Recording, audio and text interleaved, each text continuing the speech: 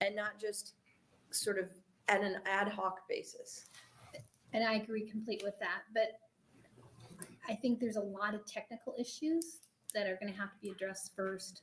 One of them also pertains to those living with AIDS and housing, how the bill is written, they feel eliminates oversight as a HOPWA program, which helps house people with AIDS.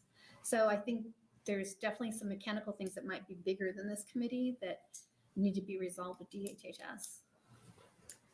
Again, love the concept. I can work Very with them. concerned about some of the issues that are stated. I can work with them, and again, like, since we're sort of shifting gears to not create an entire department, but instead creating a czarina of housing, I think maybe some of those issues would not be quite as pronounced.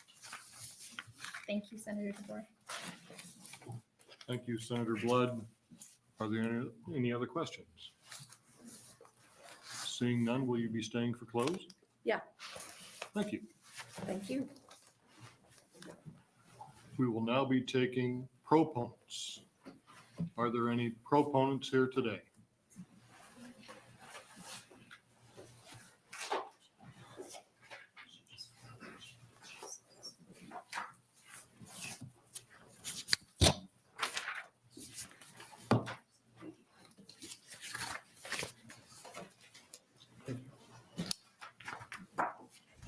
Welcome. Good afternoon, Senator Lowe and members of the committee. For the record, my name is Brad, B-R-A-D, Meurens, M-E-U-R-R-E-N-S, and I am the Public Policy Director at Disability Rights Nebraska.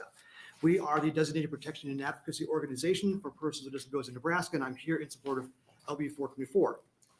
People with disabilities comprise about 13% of our state's population, just shy of 250,000 people, and there are Nebraskans with disabilities in every single county. Over 1/5, 21.9% of Nebraskans with disabilities aged 18 to 64 live in poverty, just shy of the national 25.4%. Only 10.7% of their peers without disabilities live in poverty. The gap between employed Nebraskans with disabilities and those without is 32.2 percentage points. People with disabilities are more likely to experience being in poverty for over 1 year. Poverty, of course, limits housing options, and disability limits those options even further. Accessible housing is very scarce. Consequently, the overlap between disability and homelessness is significant. Nearly 1/4 of individuals experiencing homelessness have a disability, whether that be a physical, intellectual, developmental, or mental disability. Vincent Winowicz's story on KETV demonstrates in stark reality the issues at play here, the interplay between housing, disability, homelessness, and public policy. And I would strongly encourage you to go watch the KETV story. It is illustrative. Homeless shelters are often not accessible, especially for those folks who require an assistive technology device or equipment such as a power wheelchair. Thus, relying on shelters is an insufficient answer to the issue of homelessness and disability.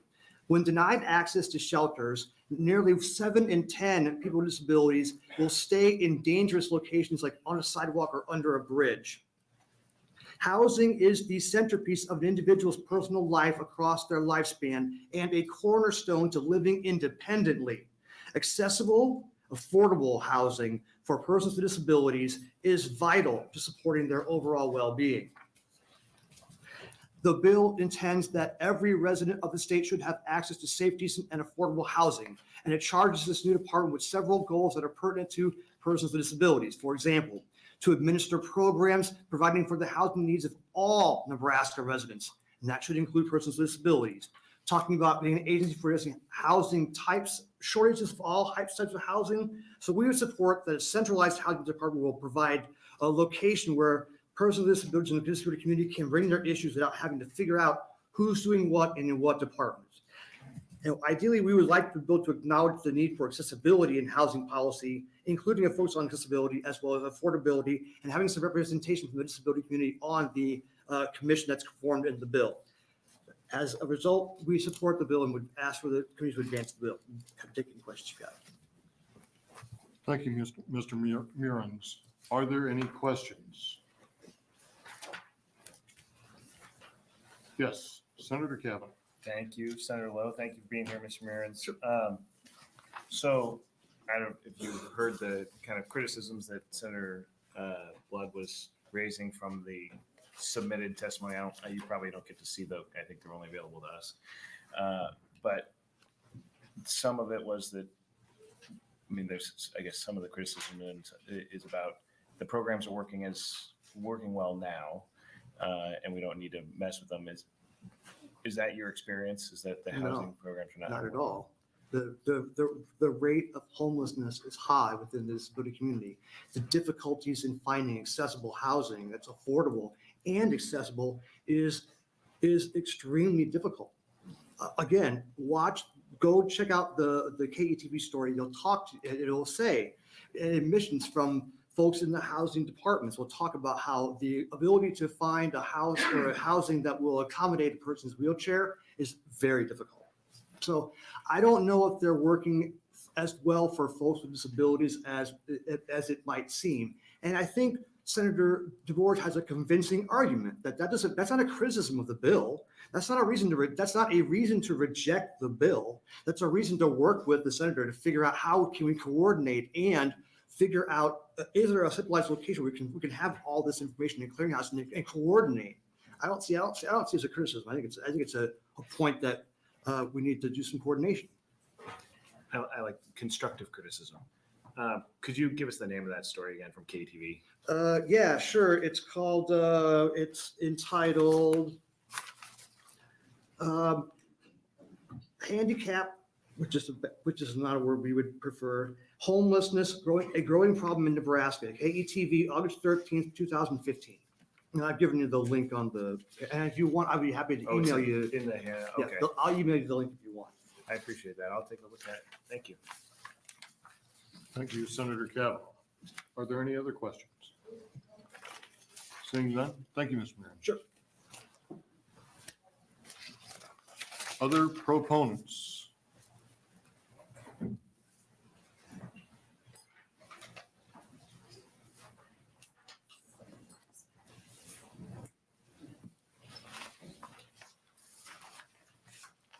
Welcome. Hi, good afternoon, Senator Lowe and other senators. My name is Kristen Larson, that's spelled KRISTEN LARSEN, and I'm here on behalf of the Nebraska Council on Developmental Disabilities to testify in support of LB 424. Although the council is appointed by the governor and administrated by DHHS, the council operates independently, and our comments do not necessarily reflect those of the governor's administration or the department. We are a federally mandated independent council, and our membership is comprised of individuals and families of persons with developmental disabilities, community providers, and agency reps who advocate for systems change and quality services. And when necessary, we take a nonpartisan approach to provide education and information on legislation that would impact individuals with developmental disabilities. This bill, LB 424, is an important bill because it would create the Department of Housing and Urban Development as an executive branch agency under the governor. The DHUD would administer and serve as the lead state agency for state programs related to housing and homelessness and provide state oversight of and assistance to housing authorities. Every resident of the state, including people with disabilities, should have access to safe, decent, and affordable housing. Current efforts to address issues related to housing in the state are fragmented between multiple agencies, and creating this department will streamline housing endeavors. DHUD would administer programs that provide for the housing needs of all Nebraska residents with a focus on affordable housing and workforce housing and middle income housing.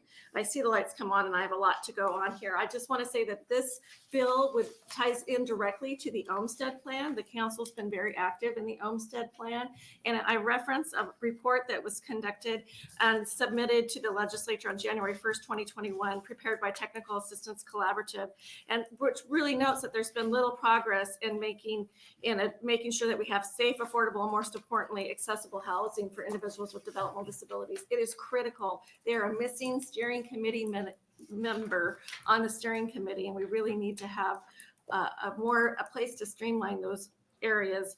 And so that's the main part. I'm trying to put it through the Olmstead lens, if that helps. And then I echo what Brad says, that we need to have representation on the commission as well during the strategic study to make sure that the people with disabilities, that lens is incorporated into that report. Thank you. Are there any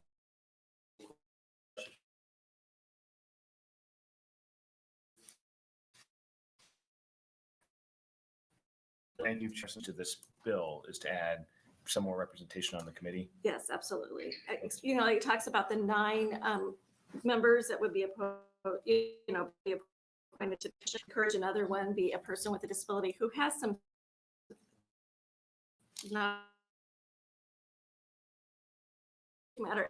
Talk about, policy, and the policy of universal design is another component that needs to be looked at. When you think about universal design, when you and I go into Walmart and we step on that door and the doors open, that makes it accessible for people in wheelchairs as well as moms with strollers and all of us. Universal design makes it easier to build on and add those accessible pieces as needed. And I think that's another area that we need to work with folks in construction to understand when they're developing housing and building new housing.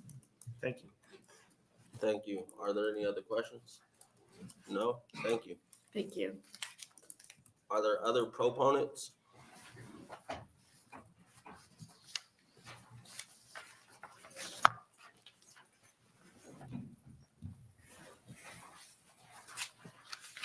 Hi, good afternoon. My name is Jennifer, Jennifer,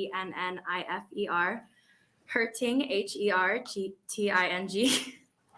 And I am here strongly in favor of LB 424 while recommending that the proposed Department of Housing and Urban Development would adopt accessibility in addition to the defined needs for access to safe, decent, and affordable housing. Albeit a seemingly small change in wording would mean for a large impact on the growing community of aged and disabled Nebraskans with housing insecurity. I am a social worker in Northeast Omaha, specifically working with families that have children with profound medical needs and disabilities. A daily conversation I have with families is the concern for no available housing that is accessible that they can manage with limited and fixed income. There's always a raise to their current rent, or the owner wants to sell the house, or the cost of necessity keeps raising, but their SSI does not move. I see this happen constantly, and I go through the same steps. We apply for Section 8. We talk about family they can stay with. We scour apartment complexes for accessible units on ground floor, but eventually I come to my last resort, which is calling shelters in Omaha. Usually they present the same limitations every time, and I call regularly hoping for a change in policy, maybe a change in heart. I hear commonly we can't take such high medical needs, it's too much of a liability. In reference to formula for a child's tube feedings, I was told that residents are not allowed to have food in their rooms, or that there's space in the emergency shelter, but those are cots on the floor. Time and time again, I tell families I wish I had better answers and I don't know where to turn. I seek out solutions, programs to help families lower household expenses, and community organizations that help with housing. All this problem hasn't showed up to my front door. It's also not that far away from me. I am the proud little sister to my brother Brandon, a 30-year-old with intellectual, developmental, and physical disabilities. He has cerebral palsy with a gross motor function classification of level 4. This means that he is dependent on a wheelchair for all mobility and can take some steps for short distances when receiving extensive physical and weight-bearing support. He currently lives with my mom in a house that's a raised ranch, and every time he comes in and out of the house, he has a choice to walk the stairs in our basement or up the grassy hill in the yard. Stairs are challenging, and he will avoid them at all costs, so every day, rain, 6 inches of snow on the ground, Brandon chooses to walk up the hill in our front yard to his home. This house is not accessible to him, but we make it work. This is the reality for many Nebraskans across the state. Just because a person with a disability is there, all Nebraskans should have safe, decent, affordable, and accessible housing without limitation. Any questions? Are there any questions from the committee? No? Thank you.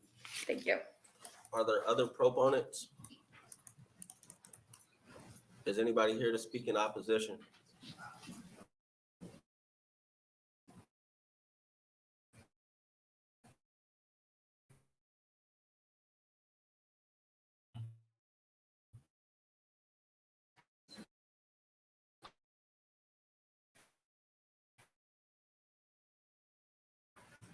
Afternoon, members of GNKEL. I'm a board member for the Nebraska Association of Owners and the Apartment Association of Nebraska. We are here today to oppose LB 424 for a couple reasons. One, if this bill is seeking to regulated, I believe that authority to do that because the public housing agencies are regulated by the U.S. Department of Housing and Urban Development. Second, we believe that the state's financial resources should be used to find ways to immediately provide more housing that could be offered to Nebraska citizens at an affordable price. Due to the dire situation that we have now for the lack of affordable housing, that time should be focused instead of building or creating a new agency is actually finding ways to start building as fast as we can to save affordable housing. Further, as you look at this bill, we saw that the current structure of the proposed Housing Advisory Commission to be created under this legislation neglects to include the multifamily industry, which is one of the most important stakeholders in its goal to create affordable housing in Nebraska. I'd be happy to answer any questions that you may have that I can answer. Thank you very much for your time. Thank you. Are there any questions from the committee? Senator Kavanaugh? Thank you, Chairman. Thank you for being here. Nice to see you, Mr. Eckel. Thank you, Senator. So, I mean, I guess you're saying what the biggest thing we can do is streamline and get more houses, more residences, whatever properties built. Is that right? That's would be our goal. And that's part of one of the things we've been working with the city of Omaha on their affordable housing action plan. Isn't there a version of this idea that does that streamlines the process so you have a one-stop place so that, I mean, I know you've been around for a while, but Sure. You might know where to find all of the incentives and things, but new developers come along, they got to go to NIFA, they got to go to DHHS, they got to go City of Omaha, they got to go all these different places to find incentives. If we put it all in one place, couldn't they make one call and that would eliminate the hurdles to more development?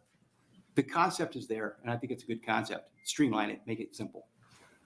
The problem is trying to figure out the best way to make that streamline, especially when we're having to deal with, the U.S. Department of Housing and Urban Development. I think one approach would be that we talk with HUD, talk with, the Secretary Fudge and see, well, how can we get this done in Nebraska to streamline it both at the federal level and state and local level? I think that's the first thing we should look at.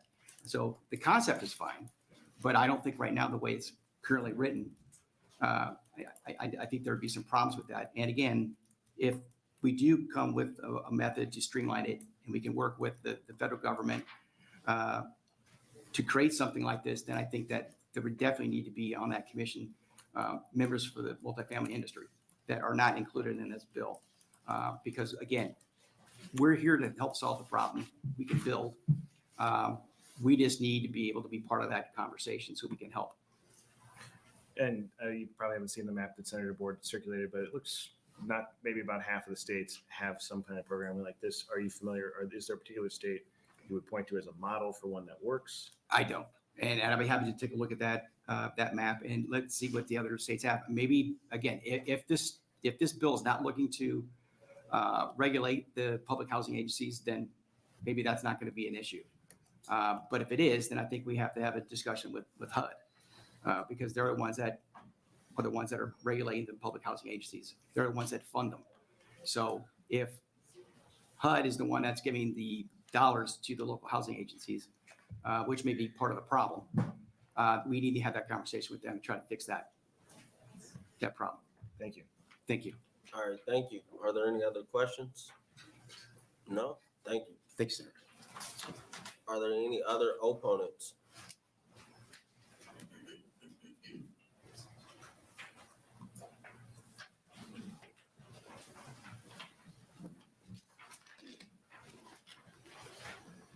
Hello all, my name is Ron Price, RONPRICE. I'm with NP Dodge Property Management Company.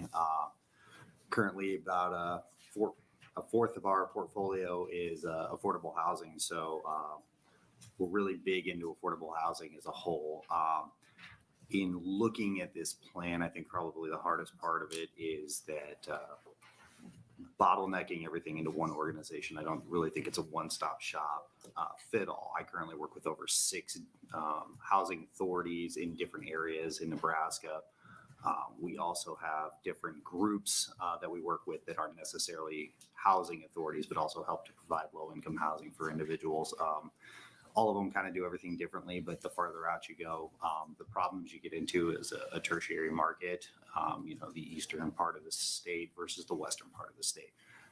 the problems are so different. Is this one person going to take a lot of time, or this group take a lot of time in committee to figure out what the differences of those are? I mean, do I need land? Omaha needs more land, but do I need that in Scottsbluff, Nebraska right now? When we're looking at it, a lot of it too could also, I feel like you could do an affordability study and get a lot of the information that you're currently saying that this committee is going to do over the next year and a half, which again, as Gene showed, Omaha's already done. They've got a 5-year plan. So if they've got a 5-year plan, you then go overstep that 5-year plan and say you have something completely different.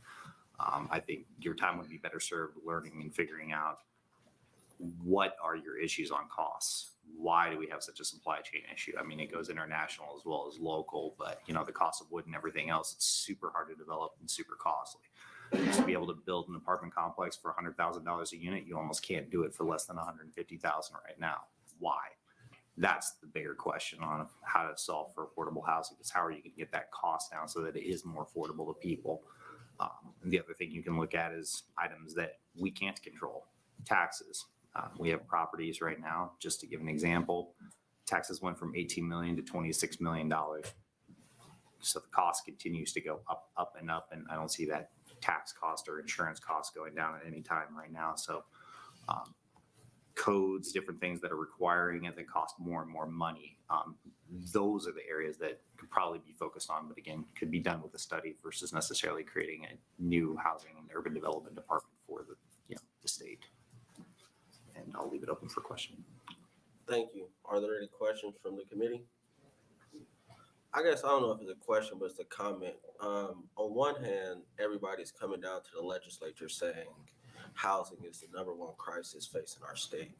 Then you guys are coming in opposition of centralizing a department to address the #1 crisis in our state, and I'm lost.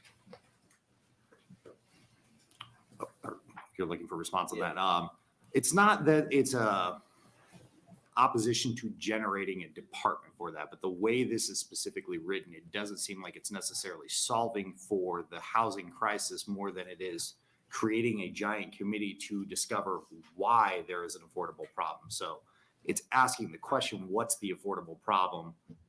Not necessarily anywhere laid out saying this is how we're going to solve for the affordability problem. Am I gaining more Section 8 money so that those individuals, and we'll use seniors for an example, because there was a great article in the World Herald recently on that. Those individuals don't make a lot of additional money. And even with what was an 8.5% increase over the last Social Security run and 6% prior to that, at 13%, most of them can't afford I guess the issue is, though, the issue of the affordable housing problem. I don't think it's completely clear, although you say Omaha has conducted a study. If we're going to be honest, there is no affordable housing, especially not in my district.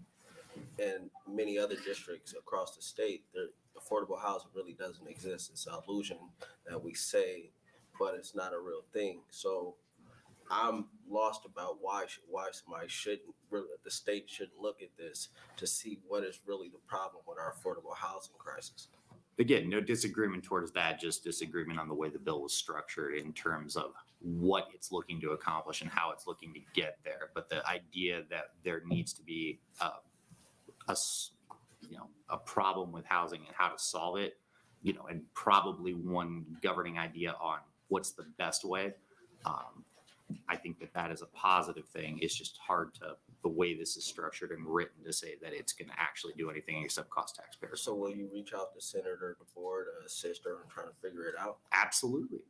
All right, thank you. No problem. Any other questions? Senator Lowe? Thank you, Chairman. Thank you, Mr. Price. When you price a piece of property, whether it's rental or for sale, how do you do that? Well, a lot of the times, especially toward the affordable housing. So when I'm approaching it on the affordable housing side, I mean, we're depending on what county I'm in. I'm looking at what the area median income is. So for example, 60% area median income for a single individual in Omaha, Nebraska is about $39,100.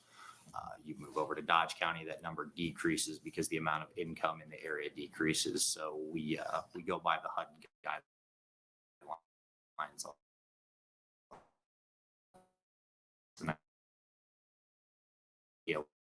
What is Pieces of property like that that you're able to rent to for those prices?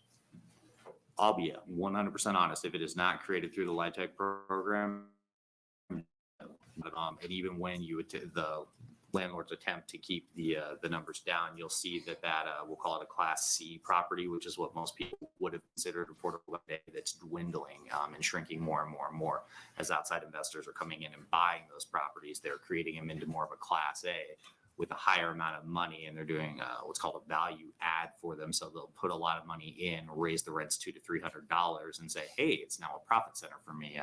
The guy out of New York or California, where a 2% increase in income is significant to them, where a lot of the Midwestern owners are not thinking in that exact same way. And because of that gap, you're losing all of that kind of middle area. And then unfortunately, on the other side, your affordable housing, all those buildings are very old. So they're either past a point of rehabilitation or cost way too much for anybody to rehab right now. And some of them, unfortunately, are being torn down, like the towers have been torn down in Omaha. And you just can't keep up. There's not enough build to keep up with what's being displaced right now. So it's actually probably worse than people are thinking about at the moment when you think of true affordability. Thank you. Seeing none, thank you. Are there any other opponents? Anybody here to speak in the neutral?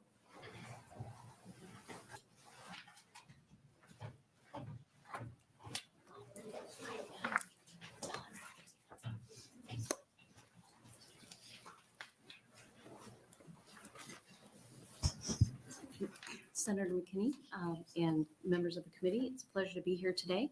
My name is Shannon Harner, SHANNON, HARNER, and I'm the Executive Director of the Nebraska Investment Finance Authority, also known as NIFA. NIFA, as you know, is the state of Nebraska's housing finance agency. And in that capacity, we work with housing champions and organizations across the state.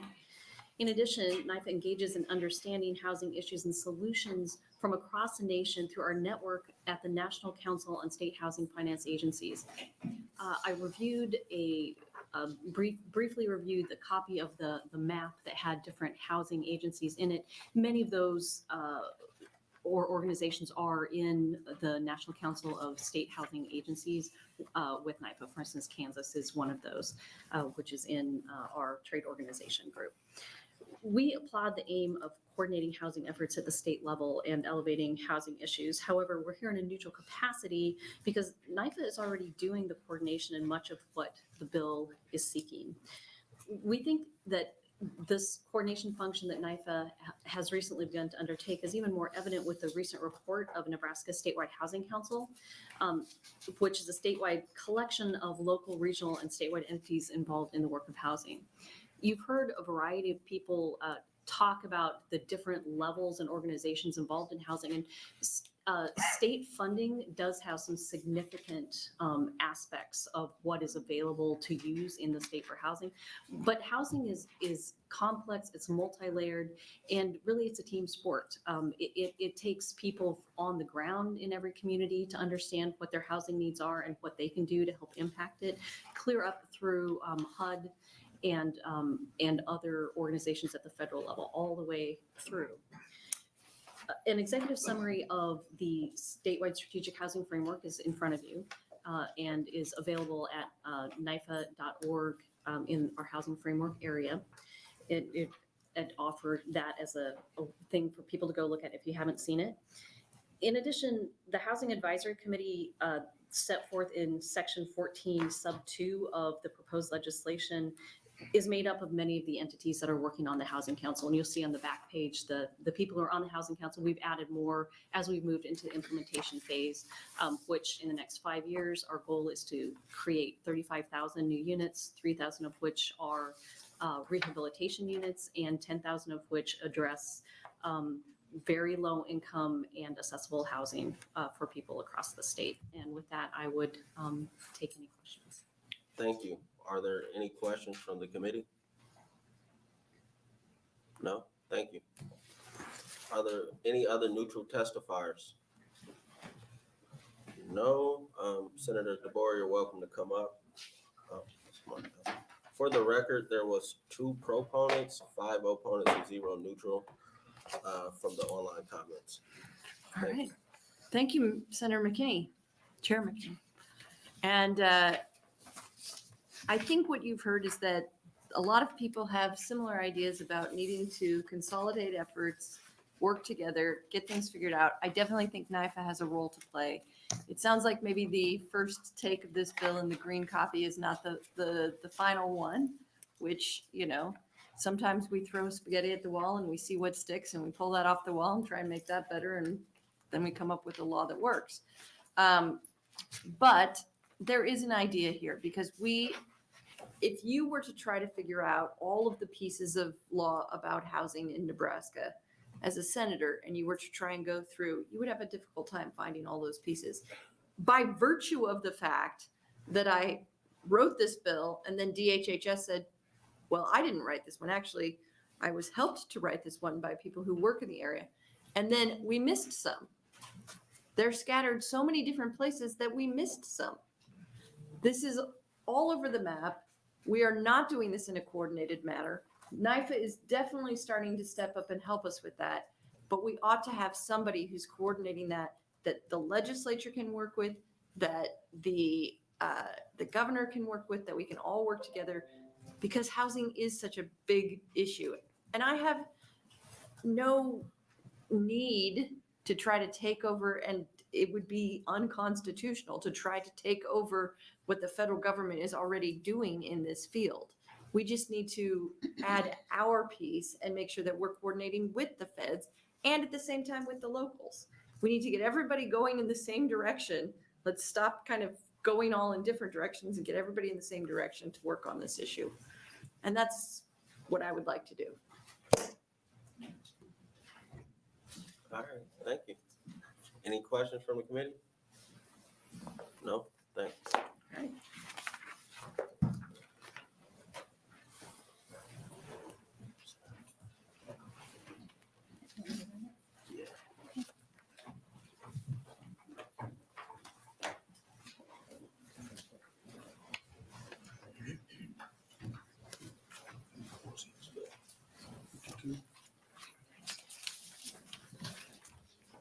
We'll now open the hearing for LB 532. Welcome to your committee, Senator McKinney, and you're welcome to start. Thank you, Senator Blood. Good afternoon, Urban Affairs Committee. My name is Terrell McKinney, TERRELL MCKINNEY, and I represent District 11 in the state legislature, and I'm presenting LB 532 today. This proposed bill creates a clear community development law. If passed, LB 532 would streamline the processes by which municipalities can revitalize and provide overview of funding sources for the development through tax increment financing. Provisions include limits to how short an area may be designated as extremely blighted, extending the deadline for housing studies in cities other than those in the metropolitan class, and placing limits on the creation of new redevelopment plans in areas still designated as blighted. LB 532 expands on the 2022 legislative bills 752, 796, 797, 798, and 836, which relate to TIF and blighted area designation. While these bills were drafted independently, LB 532 would combine these proposals that have already been considered by the committee into a single proposal with several minor changes. LB 532 and its contained sections would help better achieve the original purposes of the aforementioned bills in one cohesive manner. Examples of changes in LB 532 include designating an extremely blighted area for no less than 25 years and extending the housing study deadline to 60 months for cities that are not of metropolitan class. The latter request specifically came to us from the city of Wayne. As we have learned, extending this deadline can be extremely beneficial for smaller towns that are already overworked and overbooked. Also want to briefly address the upcoming concerns with Section 7 of the bill, which states that if an area has been designated as substandard and blighted area for more than 30 years, the governing body of a city shall not approve a redevelopment plan or project unless it conducts a new study and analysis. Those behind me will explain their concerns with Section 7, and I encourage questions and debate in order to learn more. The reason that I think Section 7 is important is because although an area was designated as blighted for 30 years and then you're trying to re-blight it again, I think it's good to understand, did TIF work or did it not work? Did you blight it improve the area or didn't improve the area? I think if we take this provision out, it'll be hard to understand if TIF is really working in these communities. I'm open to better some other language to address this issue, but I just don't think we should be re-blighting areas without studying if it worked prior or if it did. So that's it, and I'm open to any questions. Thank you. Thank you, Senator McKinney. Are there any questions from the committee? With that, we will open it up for testimony. Will the first proponent please come forward on LB 532, first proponent? And if you'd like to move forward, I know it's a tight fit today, but we'd like to have our testifiers in the front if we can, so we can just keep it moving forward. My name is Kay Lee Flores, Kayle, capital Flore. And I'm here to support the amendment because when the applications were taken, I knew nothing about it. So too busy running my own business. I've run a small business boutique in North Omaha for 23 years, men's clothing. And I started from nothing, and now we're 23 years in. We survived COVID. And I would like to be part of the growth of North Omaha. So I think it'd be a travesty if we missed out on this abundance of money that's coming down the pipe dedicated to reviving North and South Omaha. Like a lot of people say, this might be a once in a lifetime deal. I don't know if this will ever happen again. So I'm for the proponent of making the amendment so that some money for small businesses that did not get in the application mode will be able to get some funds so that they can approve and expand and do other things with their businesses, such as I would like to do. And I think that we need to come together these days. We need to unite. We don't need to have separate funds. There's enough money in this package for everyone. So we don't want to give too much so that everyone can get some of the pie. So I see. I've heard some numbers. I have not seen the list of people that are earmarked for this money. I've not seen that list, but I can say I've seen enough people that aren't on that list. And we've been talking and we've been getting together, and that's why I'm here. Thank you. Thank you for your testimony. Yes, we have a question. Senator Hardin. Thanks for being here. With your business, what would you like to do? What would you like to improve? Can you paint a picture of that for us? Sure. My business is 1,400 square feet. I'm in a triplex.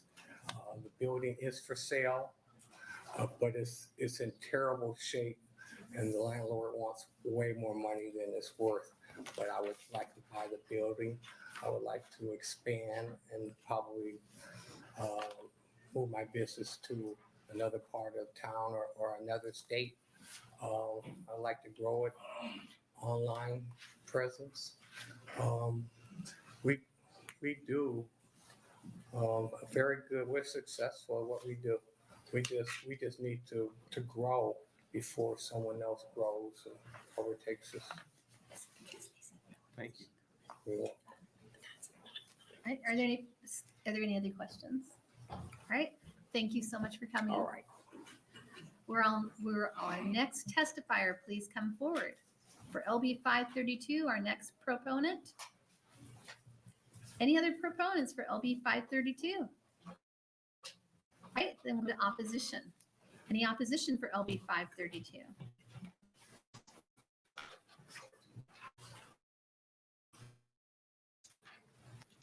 Welcome to the Urban Affairs Committee. Please spell your name. Thank you, Senator Blood, members of the committee. David Levy, Aidlevy, here as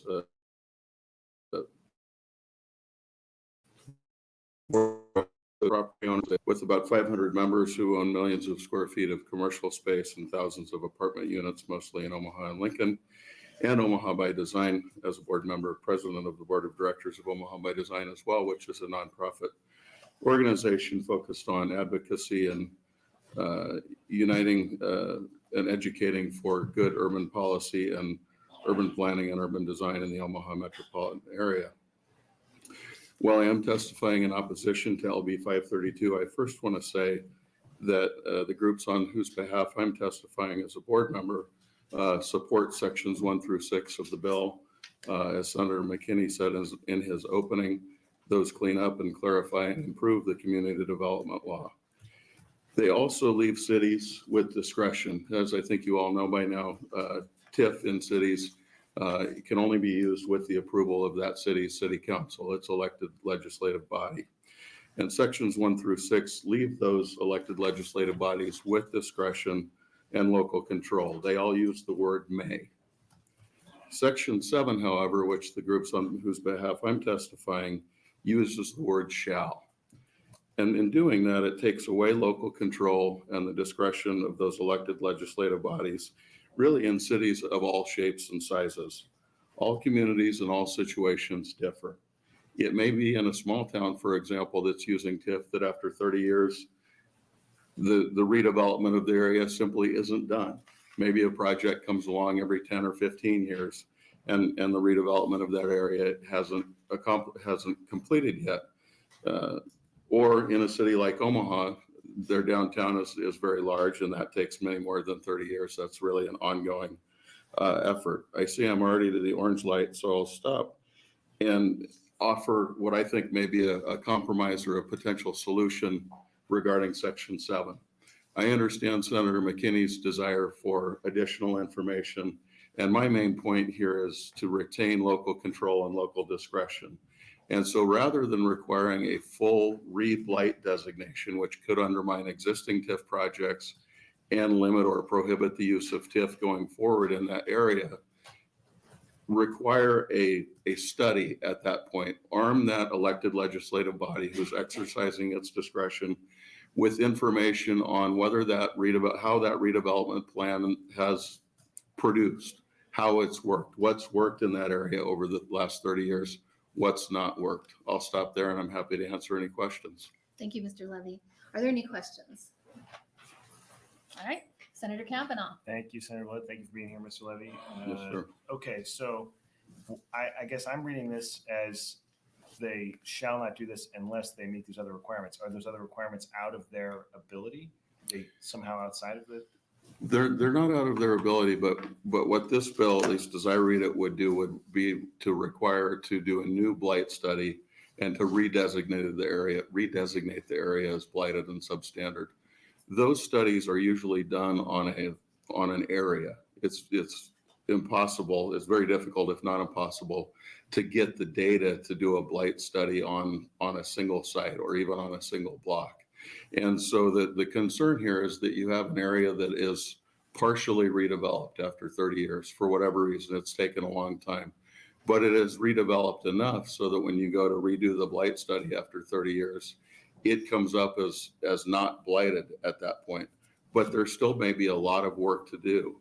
It's important to remember that TIF proceeds pay for infrastructure. They pay for things that have a public benefit and a public good. And so if Section 7 were to pass as written, it would take away the city's ability to fund those things using that mechanism, because that area where you have the data to do the blight study might have redeveloped enough so that it doesn't meet the definitions in the statute of blight, but that doesn't mean that it doesn't need the help of TIF.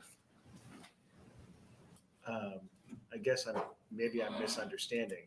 It sounds to me like what you're saying is at a certain point, if we looked at it again, the area would no longer be blighted. And you're saying, but we want to continue to act as though it is. We want to continue to use the tool because at the time that that area was designated, it met the statutory definition. But just because 30 years have gone by and some projects have happened, it doesn't mean that that project doesn't still need the assistance. And it's not, again, I think it's important, it's the project, but it's the infrastructure that goes with the project, the public goods that those TIF proceeds fund. And if you draw that hard line at 30 years, you're taking away the council's discretion to approve a TIF project in that area. If the council thinks that the area is no longer blighted and no longer in need of redevelopment, they can deny that TIF application. This is drawing a bright line for every situation across the state in every community. But should we be using TIF in areas that are not blighted initially? Like if we go out to some spot and we say, this area is not blighted, should we use TIF there just because we need to? Or No, you can't. Legally, you cannot. But that determination is made at that beginning point for an area. Some areas will have redeveloped in 30 years and some will not. But isn't the objective of TIF to get an area developed to the point where it would no longer be blighted? Yes, and that may or may not be complete after 30 years. But if it's not complete, then wouldn't it still be blighted and qualify for this designation? The problem is you're studying the entire area. There might be a part of that area that is still blighted, but you don't have the data or the ability to do the blight designation on that very small area. And so by cutting that off, you're cutting off the ability to use this tool on those sites within that broader area. Okay, thank you. Mhm. Any other questions? All right, seeing none, thank you. Thank you very much. Any other opponents on LB 532? Welcome to Urban Affairs. Please spell your name. Thank you, Senator Blood. My name is Tim C., Timsieh. I appear today on behalf of the City of Lincoln. I am an assistant city attorney for the City of Lincoln, and we are in opposition to LB 532. But let me be clear that our opposition is limited to Section 7, as we've already introduced. Senator Kavanaugh, I appreciate the questions that you've raised, and I appreciate the sentiment of Senator McKinney in terms of finding a way to make this work. The analogy I would use as we talk about downtown Lincoln in particular is that our redevelopment area for the downtown encompasses about 829 acres. Everything from the West Haymarket to 17th Street, from R Street to G Street. That's a fairly significant amount of land. We started that TIF process, or we started the blighted designation for parts of it in 1987. And we expanded the area in 91 and again in 2007. And I will acknowledge fully that if you go to the West Haymarket area, no one would say that that's a blighted area anymore. TIF worked in that area. But the community redevelopment area for the downtown Lincoln isn't just the West Haymarket area. It extends to as far a block east of this building. So 17th Street is a block to the east of here yet, and includes areas of the downtown that have not yet redeveloped. And that's all over the course of, my math is limited, but I think 35 years. And what Section 7 says is as of 2026, TIF is over. Community development is done in Lincoln until you restudy that issue. Hard argument to make. Why can't a city just go out and restudy it and take a different approach? I think the answer is twofold. One, it will take a change in the way we have done business. We took the legislature at its word, and we did the downtown as a whole. So we studied the area as a whole, and we created a plan as a whole, and we've tried to create a coherent plan for the entire downtown. But the second issue is, and I see I'm almost out of time, is that the low-hanging fruit has been picked. So the easiest sites to develop have been done. We're now getting to the sites that are the most challenging, and with Section 7 of LB 532, those most challenging sites that we're now starting to get some momentum toward redeveloping are actually going to be facing a new challenge now, a new obstacle. And so for that reason, the city is opposed to LB 532, particularly Section 7. we do think there's an answer here. It just takes some additional time to figure that out. I'll take any questions. Thank you. Thank you for your testimony. Do we have any questions? Senator Kavanaugh? I don't know why you look right at me, but thank you. I knew. Thank you for being here. Okay, so I mean that your point is, I guess, taken. So I guess my question would be, is that should blighted designations be open-ended? I will say yes.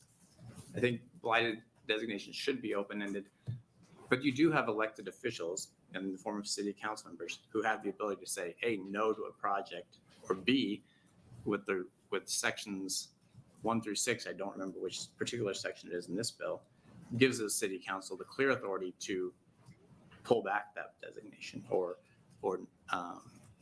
decertify is a term that I've heard thrown around. So you do still have local elected officials that can, again, say no to a project or take away the declaration entirely. So I assume your experience is limited to Lincoln, but my first question would be, how many projects has Lincoln ever said no to? At the city council, projects have been approved, but there have been projects that don't make it to the city council. Okay. And how much of this area has ever been decertified in the city of Lincoln? None. It hasn't been done. Okay, so in how many years have they been doing TIF in Lincoln? Our first declaration of blight was 1987. I believe it was the Cornhusker Hotel just a few blocks from here. So in that 35 years, essentially TIF has not successfully brought any acreage out of blight. I would say it hasn't brought the entire downtown, which is how we looked at this from the start. We looked at it as how do we fix the entire downtown and blighted and substandard conditions that exist across the board. There are parts of downtown where it has worked. Again, looking at the West Haymarket, it's hard to say that maybe still fits, but again, we look at this from an area-wide designation, not just, that would be the change in policy that would have to happen. We would no longer look at things from a entire downtown with an entire plan. We would say, okay, what does this block look like? Is this block blighted and substandard? Okay, we've got 30 years on that block. Let's move to the next block. Is this block blighted and substandard? Okay, we've got 30 years independent on that block. But Chloe, you said the entire West Haymarket area seems like it's been successful. So that's an entire section, quadrant, I don't know, however you want to characterize it. Is there no discussion about lifting the blight designation from that area? There could be discussion about that. It hasn't been in front of the city council at this point. Because I guess my question is, if you're saying you have the ability to do this, you've never done it, and yet you want us to leave it in your hands after 35 years. I mean, we have no demonstration that this is a successful program and that it's being used. Well, I guess I'll just go back to my original question, honestly, was without a time limit, as you said, the easy stuff's been done. Doesn't putting a time limit say, you blight this, it can be blighted for 40 years, doesn't that put a shot clock on it so people are like, all right, we got to get this project in before the time on blight runs out? It certainly puts a shot clock on it, but I'm not sure that it gives urgency to someone that says, if your only tool is TIF and you haven't used it in 35 years, and now it's up for question, I'm not taking the risk on that new project.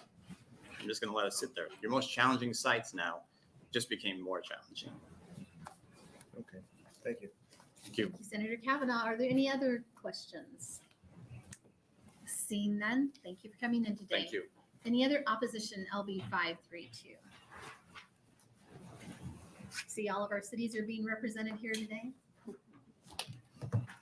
Welcome to Urban Affairs. Please spell your name.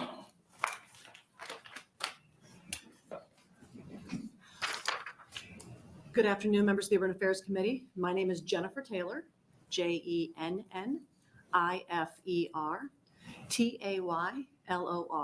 am also an assistant city attorney, as my esteemed colleague, Mr. C, for the city of Omaha. And I appear before you this afternoon on behalf of the city in opposition to LB 532. And again, I think as we're all aware, our opposition is specific to Section 7 of the bill. Municipalities have employed the use of TIF to redevelop areas for many years. The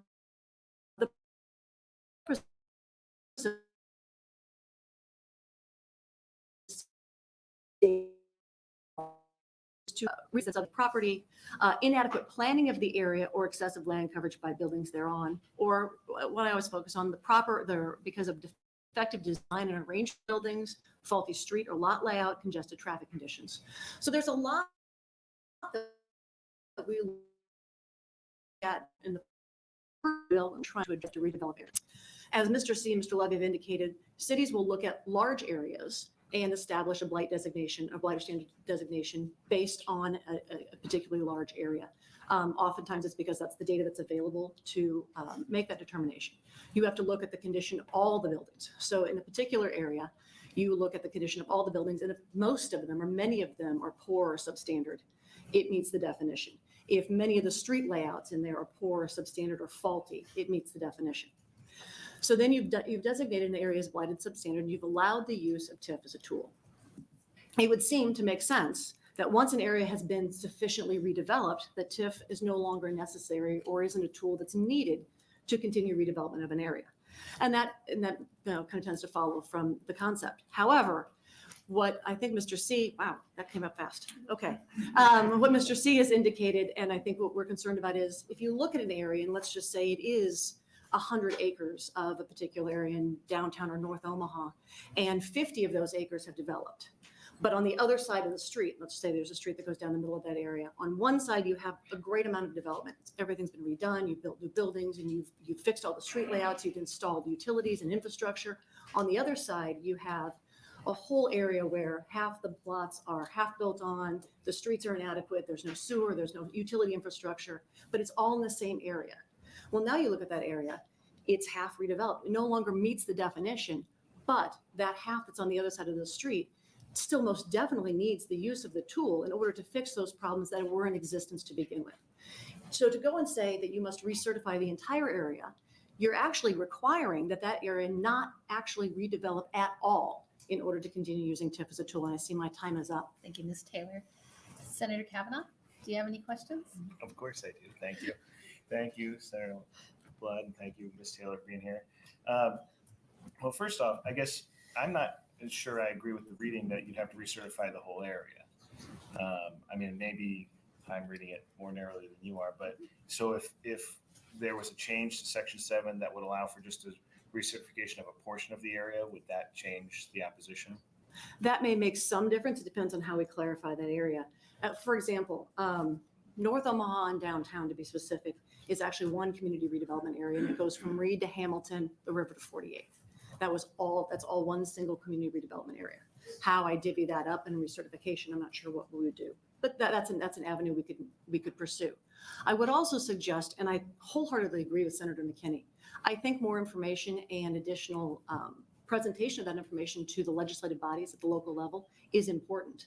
In 2017, we started providing reports to our city council about the annual use of TIF in each community, and then we provide those reports to this Urban Affairs Committee. I would see a similar type of reporting requirement or reporting method would actually probably be beneficial. Asking cities that for an area that has been designated for 25, 30, 35, or 40 years, produce a report, present to the legislative body at the local level what you think has been successful. And to Senator McKinney's point, I agree. And if there hasn't been success, if there hasn't been that redevelopment, then let's talk about why. Because you know what? If that whole area that we've talked about still meets the blight and substandard definition after 30 years, even with the use of TIF being available, then I think we've got a bigger problem we need to address. So I think Senator McKinney is exactly right, that if you have an area that after 30 years still is clearly in its entirety exhibiting substandard blight conditions, then we need to find new and other resources to devote. How else can we encourage development in that area? Because obviously TIF isn't the right tool for that particular area. Again, we're now looking at what's really can be determined at the local level. If you look at that area after 30 years and you say there has been some development, but there's great opportunities here, but that's a challenging site, like Mr. C said, that's a really challenging site due to topography, lack of utility, lack of street or public infrastructure, or there is significant investment in infrastructure that needs to happen. We want to be able to utilize this tool so that that property can be redeveloped because it is so challenging. So those are all things that really need to be evaluated on the local level through the local legislative body.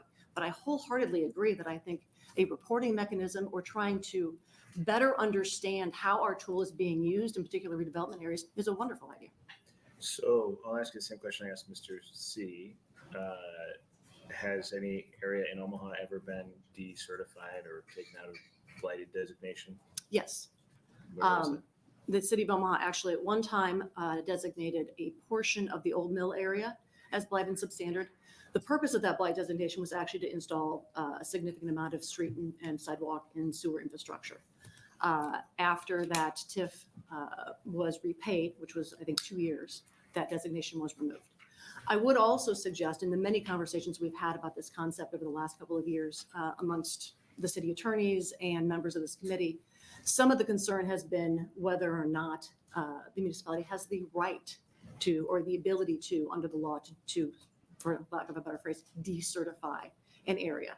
I have always presented to this committee that I believe the cities and municipalities have that right because we've done it.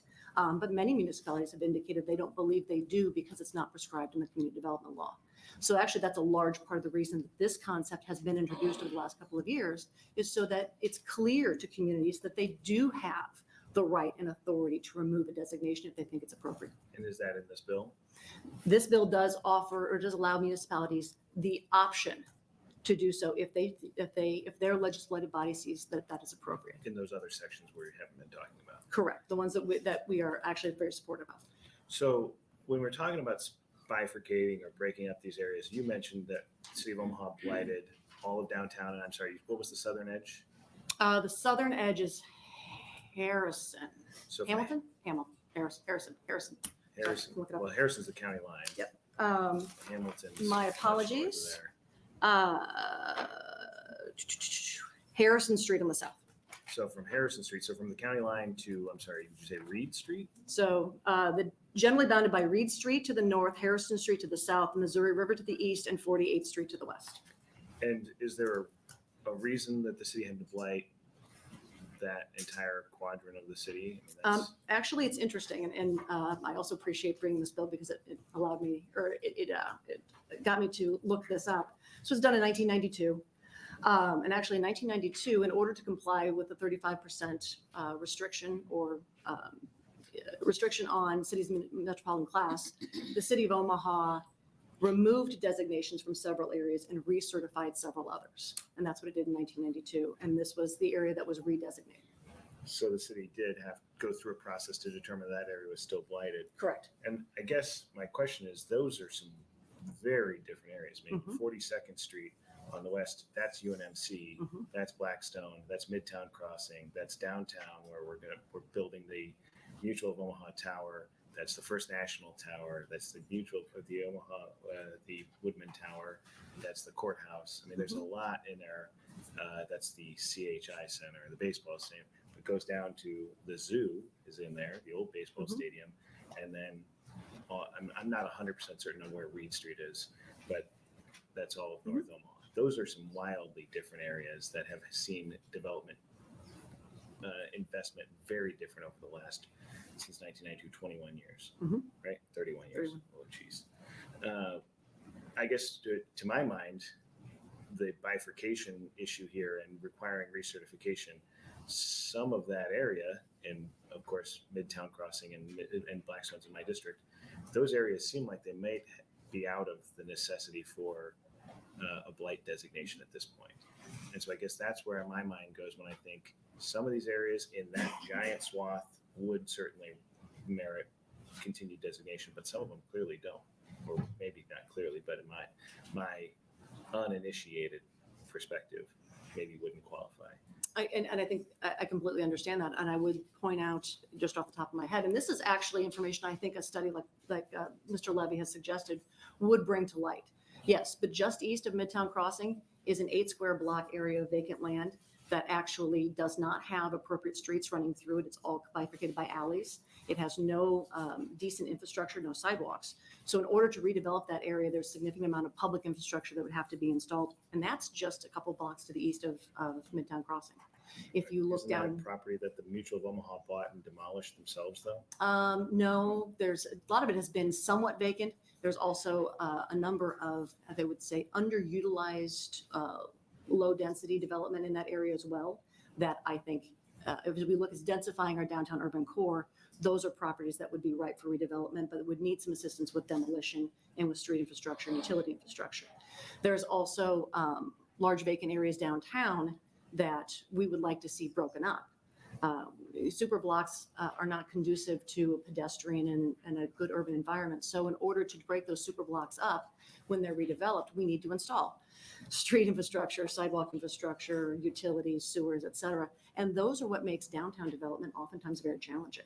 So even though you could see right across the street or 2 blocks away a brand new building, that doesn't mean that that 10-acre site that is completely whether it's full of old abandoned buildings or is vacant, doesn't need that assistance and that additional assistance in order to install that infrastructure that's necessary for development to occur there. Thank you. I'd like to say any other questions, but nobody else is here. So thank you so much for your I testimony. hope it wasn't me. Me too. I think it was me. It was likely him. Thank you for your testimony. Thank you very much. Any other opponents to LB 532?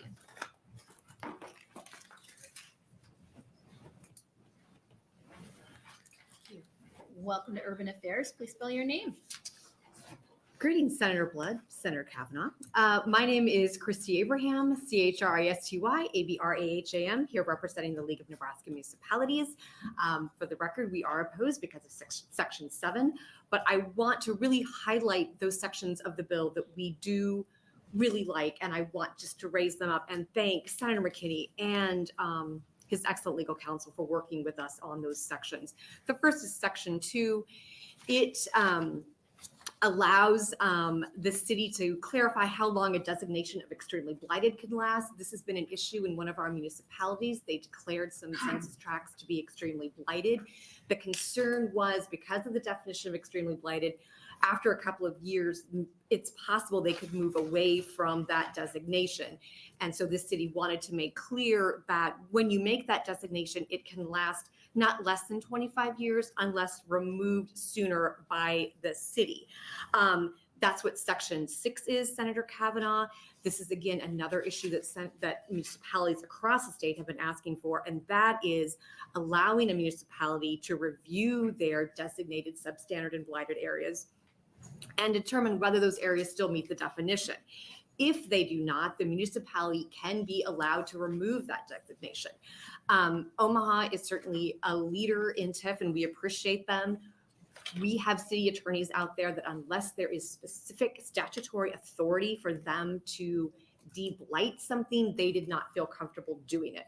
That's what Section 6 does. It gives municipalities specific authority to de-blight. The other section I want to raise up is Section 5. As Senator McKinney mentioned, this is the section requested by the city of Wayne. Wayne recently went through the process of conducting a housing study to do workforce housing, which is something we want municipalities to do.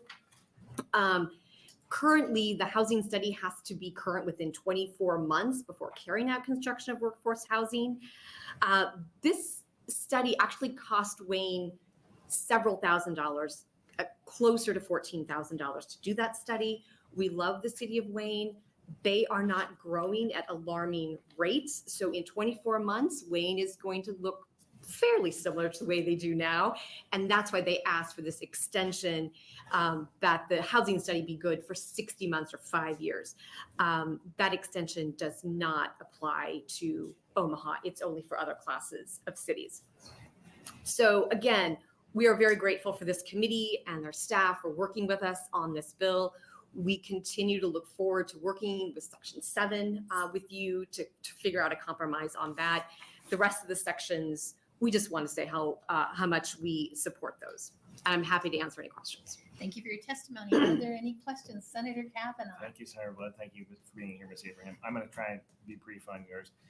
On Section 7, I appreciate the description of the other sections, by the way. Yeah, thanks. On Section 7, if we just limited it to apply to the cities of the metropolitan class and the primary class, would that change how the municipalities feels about it? I know they're members as well, but They are. Feel free to throw them under the bus. Yeah, certainly not with them in the room. I'm not going to do that. No, I'm just kidding. No, we would not ban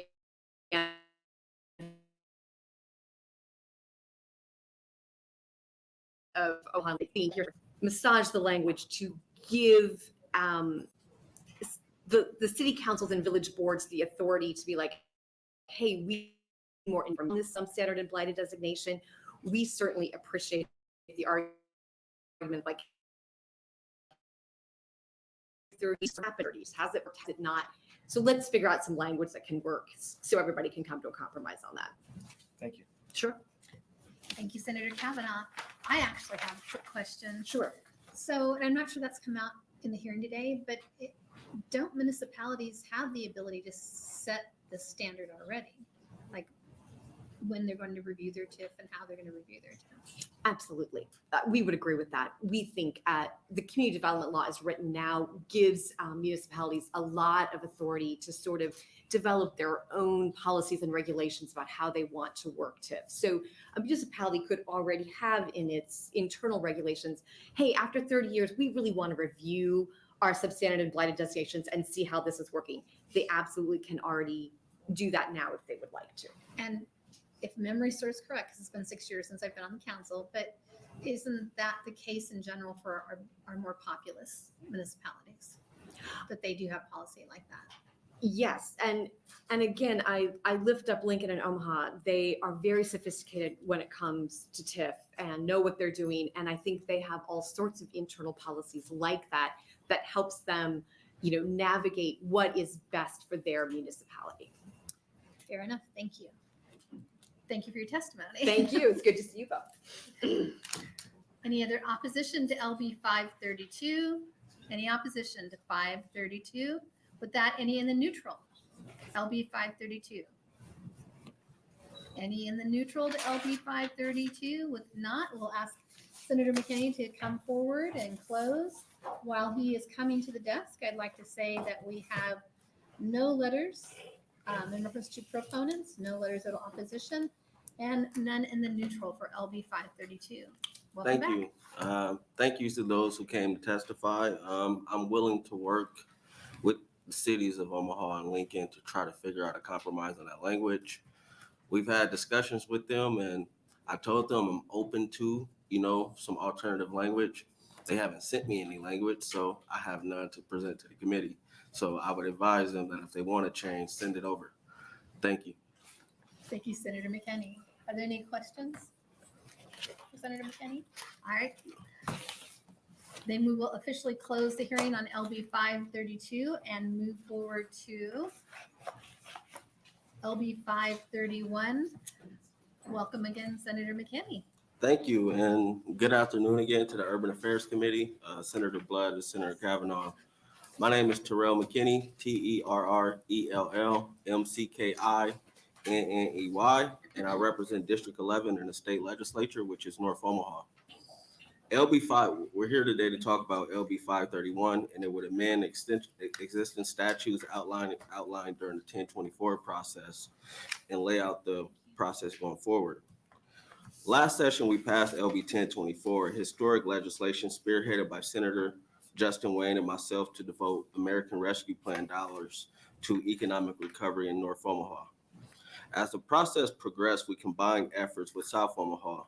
And after the session ended, the hard work began with countless meetings and engagements with the community. A process, although imperfect, was needed because of decades of economic neglect in both communities. My number one priority coming into the legislature was economic development and opportunity. Many ask why, and I'll say because I'm someone from North Omaha, and I had a front row seat to the yearly erosion of my community. Consistent disproportionate levels of poverty, a lack of investment from the state and the city, poor health outcomes, poor educational outcomes, violence, mass incarceration, and the constant tune of wait, it'll get better. And I'll make it plain. North Omaha is not a charity case for wealthy people to act as saviors. This community deserves a fair chance at the good life. And for my lifetime, we have taken a charitable route to address historical issues plaguing our communities. To date, that has not worked. However, many entities and individuals are doing great work in those communities. The vision behind LB 1024 was our alternative approach because the status quo was not working. From the start, we have consistently repeated that we planned to approach these problems from an economic lens. As you all know, Olson was hired to produce a North and South Omaha coordination plan. They met with and engaged with community members and stakeholders to understand what was needed. The community was then able to submit proposals for consideration for recommendations. And I will clarify that the Economic Special Committee, comprised of senators, did not evaluate or select projects for recommendations. The coordination plan was released at the beginning of the session. Olson selected 35 projects for funding recommendations out of 365 proposals, totaling $3.2 billion, which showcases a clear need in both areas. This process has honestly changed my perspective on many things, especially my work in the legislature. My focus is to see this process through and work to ensure those historically left out can see the fruits of this legislation. The weight placed on our shoulders is not light, but North Omaha built me to carry it. Many may question my views and positions, but my care for my community stretches past this universe. Our goals are to see poverty substantially reduced, educational outcomes improve, crime decrease, our prison population decline, and healthcare outcomes improved. Most importantly, I hope North and South Omaha become economically independent and vibrant. I hear the stories of the past in North Omaha before the riots, and I just think about the what ifs. Honestly, the ball was dropped, but now we have an opportunity to pick it up and work to ensure that another kid doesn't have to sleep without food or the basic necessities. I know many have questions about the process and amendments going forward. I shared the amendment that we're working on with the committee. This hearing is a part of the process, and we're working on the amendment language to address concerns from the community after the recommendations came out, which will evolve as we move forward in the process. In the amendment, we will provide direction to the Department of Economic Development to consider projects in the coordination plan. Although DED will take applications, if an individual or entity did not submit a proposal to Olson, they will not be eligible for consideration. We will also task them with hiring a project manager or to monitor the implementation and progress of projects, primarily because we don't have the luxury to mess this up, and it's to ensure clarity for the future. The committee has been helping with changes and providing constant feedback, and the goal is to clarify how funds will be used and give direction to the Department of Economic Development once it's passed. I want to stress our commitment to ensuring that the process going forward is clear and that we will work from now until sine die to get this past the finish line so we can get to work to transform our communities. Let's stay together and united as one. LB 531 will help achieve the original purposes of the Economic Recovery Act more efficiently. And I'll leave y'all with this. In his Nobel Peace Prize address in 1964, Dr. Martin Luther King Jr. said, "There is nothing new about poverty. What is new, however, is that we have resources to get rid of it." That was in 1959. Well, no, 1964. That was 59 years ago. And I just, one thing I hope we can do, and it's my goal while I'm here, is to get rid of poverty. Because I think if we get rid of poverty, a lot of the issues that plague our communities will decrease or be eliminated. And with that, I'll open up for questions. Thank you, Senator McKinney. Do we have any questions for Senator McKinney? Senator Kavanaugh. Thank you, Senator Wayne, or Senator Blood. Senator McKinney, thank you for being here. He's taller than me. Just used to, yeah. Thanks for all your work on this. I know it's been quite a journey, and there's some really exciting projects. And I guess just as a technical question, so we did the bill last year that then kind of set aside the money, and then you had the meetings, and then Olson did this evaluation. How mechanically are we doing this? I think I heard you say we would appropriate the money to Department of Economic Development, and then they would take grant applications. Yep. And to be eligible, you had to be somebody who submitted a Yes. project to Olson. Okay.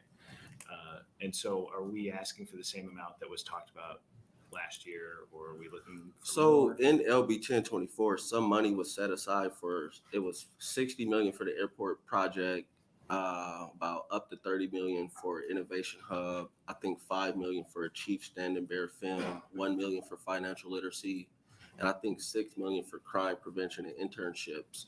So that was already kind of set aside. So within the recommendations is 225 million that still has to get allocated to projects. And if we don't act this session, what happens?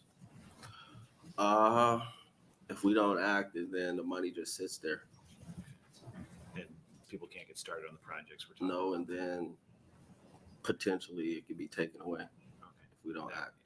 So we could lose it because it's just federal funds, right? But also, yeah, we're up against a time clock because the money has to be expended by December 2026. And the state of Nebraska is already behind every other state in the country, about 2 years.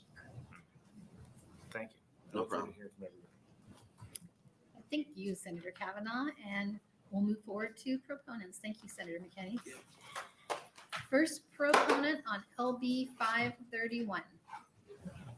Any proponents on LB 531? Just a reminder that we'd like for our testifiers to take turns and move slowly towards the front so we can make sure that we expedite and everybody is heard. Welcome to Urban Affairs. Please spell your name. Good afternoon, Willie Barney, W-I-L-L-I-E, B-A-R-N-E-Y. I want to say thank you, first of all, to the state senators who last year helped us approve an unprecedented investment for North and South Omaha. You heard our voice, and we're asking you to hear that again. We are united, and as Senator McKinney has said, we have a sense of urgency to move forward, and we are also ready, prepared, and ready to move forward. I just heard one of the representatives from the city of Omaha say that we have to have different investments and different approaches. LB 531 is part of that investment. We support LB 531. We support the recommendations, but we also support the amendments that the community has asked us to push forward, which include support for small businesses, for contractors, for Malcolm X, for Charles Drew, and also requesting additional funds. It's our understanding that the state has over $2 billion in surplus. We have asked as a community for 10% of that to go towards community projects in North and South Omaha, equating to $200 million. We're not asking for a handout. We're asking for a hand up. We are prepared. We have organizations, businesses, churches, neighborhoods, many of whom you will hear from. This particular bill is focused on economic development, job creation, entrepreneurship. There are so many stories about the past in North and South Omaha, but we as a group are moving forward. Historically, over the last 15, 16 years, hundreds of organizations and businesses have worked together to make progress. Before the pandemic, we saw a 70% reduction in gun violence. We saw our graduation rates going up. We saw poverty go from 32% down to 22%. So we were making progress. The pandemic has interrupted that. And now we're ready to get back on pace. And to do that, the investment, and we'll always talk about scale. This is the opportunity now for the state to help take our work, collective work of hundreds of organizations to scale. As I mentioned before, part of the proposal that we're talking about now is connecting well over 500 more youth to careers and internships. We're talking about adults getting prepared. Many of the projects you'll hear from here in a few minutes are projects building and development. Our specific work is getting the people of North Omaha prepared, building capacity within those neighborhoods, the small businesses, making sure that they're ready to go. I also want to mention contractors. They have said specifically they want to be involved in the work, and we have partners, and those recipients or recommended recipients have made commitments to do work with those in North Omaha. Again, I want to send the message, and you'll hear it today, that we are united. There is a sense of urgency, and we are truly ready to move forward in North and South Omaha, and we are very united around this. I'll take any questions that you have regarding our proposal as an empowerment network, which involves over 40 organizations, or any questions that you have regarding the North and South Omaha plans that have been put before you. We appreciate the time, and we look forward to moving this forward with a sense of urgency. Thank you for your testimony. Do we have any questions? Senator Kavanaugh. Thank you, Senator Blood, and thank you, Mr. Barney, for being here. So you mentioned you're asking for an extra 200 million. Would that be just for specific projects, or would it be to just increase the pool of money that would be available for those grants? A little bit, thank you for the question. It's a little bit of both. So the groups that we have met with, hundreds of people in North Omaha and reviewing and coming back together around strategy. One is we are in support of the recommendations. Two, there are amendments which I believe will include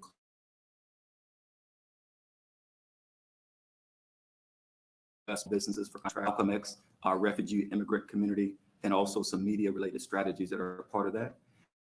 In addition, phase 2, which is what we're calling it, if there's an initial $200 million that is allocated, it would help to expand and include other corridors that were potentially left for a round of amendments. So corridors around 30th Street, Ames, and Sorensen, there are specific projects that we believe as a community would be very beneficial to the transformation and economic development of North Omaha. And I'm sure that South Omaha would have some as well. And in that $200 million, there are dollars identified for South Omaha, for Lancaster, and then those other qualified census tracts around the state. Thank you. Any other questions?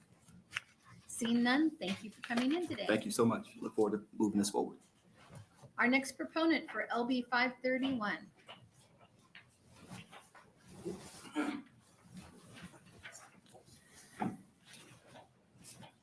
Welcome to Urban Affairs. Please spell your name.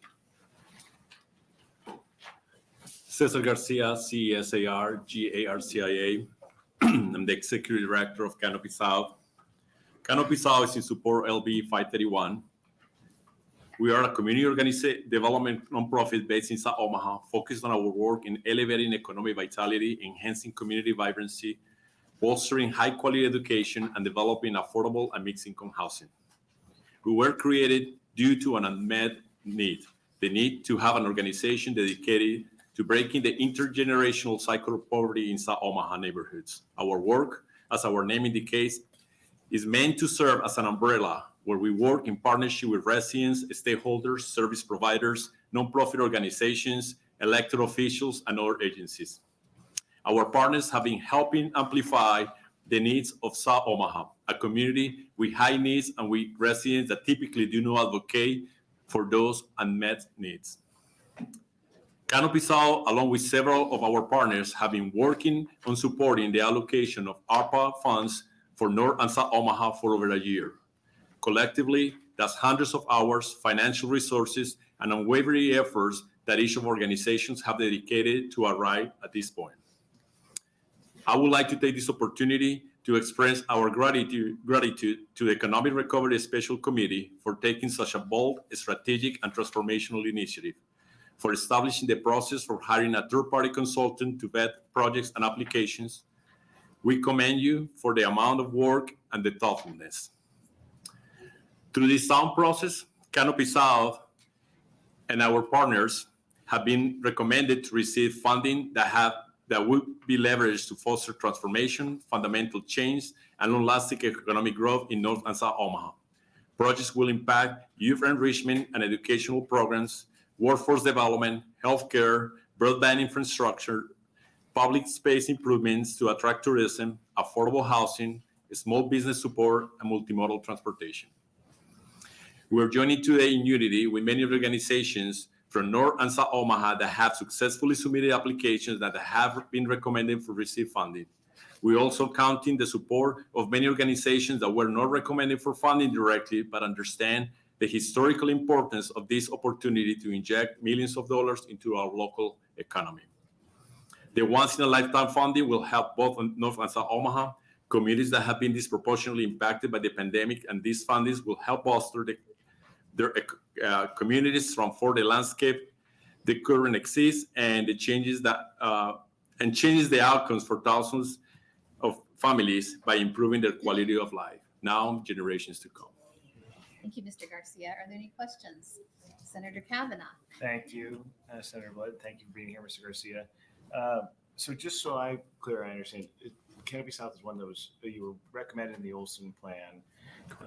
But if we make this allocation, we're not making a direct allocation to Canopy South. We're just making it to Department of Economic Development, and you'd have the opportunity to get that fund, but no guarantee that you're going to get it. Correct. I believe the idea will be that those that were recommended will be the same companies that will be taken into consideration. We still have to go through the process. We believe that the recommendations and it was a very sound process, and that would be easier for us to later on work with the DED and then show again why we were selected. Okay, thank you. Appreciate that. Any other questions?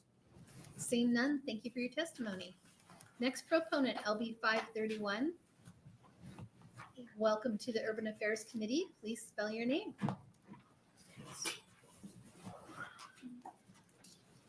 Thank you, Senators. My name is Joel Dougherty, Joel Dougherty. I'm the Chief Operating Officer of One World Community Health Centers, serving Douglas, Sarpy, and Cass counties. We are a federally qualified health center with 18 clinical locations and 3 additional support services locations, and a mission to provide care for all people. In 2022, we provided care for over 50,000 people, and 85% of our patients are racial and ethnic minorities who live at incomes of below 200% of the federal poverty level. Our main clinical location is in the heart of Omaha in the historic stockyards in the Livestock Exchange Building. We know that COVID had an immense impact on our patients and the community. We experienced it firsthand and have been a leader in providing testing and vaccination. The pandemic exacerbated underlying health and economic disparities.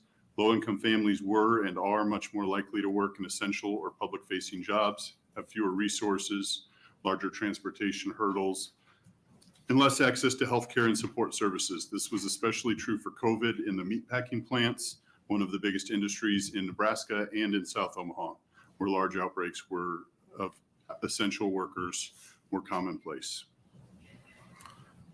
This was also true for small business owners, hospitality, fast food, landscape, roofing, construction, and childcare. So much of the economic vitality of the metro area is reliant on healthy workers who live in South Omaha. Collaboration is key in making transformational change. In North and South Omaha, collaboration and coordination is visible and active every day because we know working together can raise the economic status, health, and well-being of our communities. Many organizations within South Omaha have been working together over decades. These organizations have consistently demonstrated their commitment to the community through a proven track record of successful programs and initiatives that have made positive impacts. The projects recommended for ARPA funding in South Omaha span various sectors such as healthcare, workforce, business and economic development, youth and adult education, housing, infrastructure, and tourism. All of us are just out of space. We're in need of attracting a talented workforce, and we continue to collaborate on building the strongest and economically vital community possible, built on the long history of South Omaha as the port of entry into Omaha for immigrant populations. One World partnered with Canopy South, Front Porch Investments, Girls Inc., the Latino Center of the Midlands for the application we submitted and were recommended for funding by the special committee that had a very transparent process.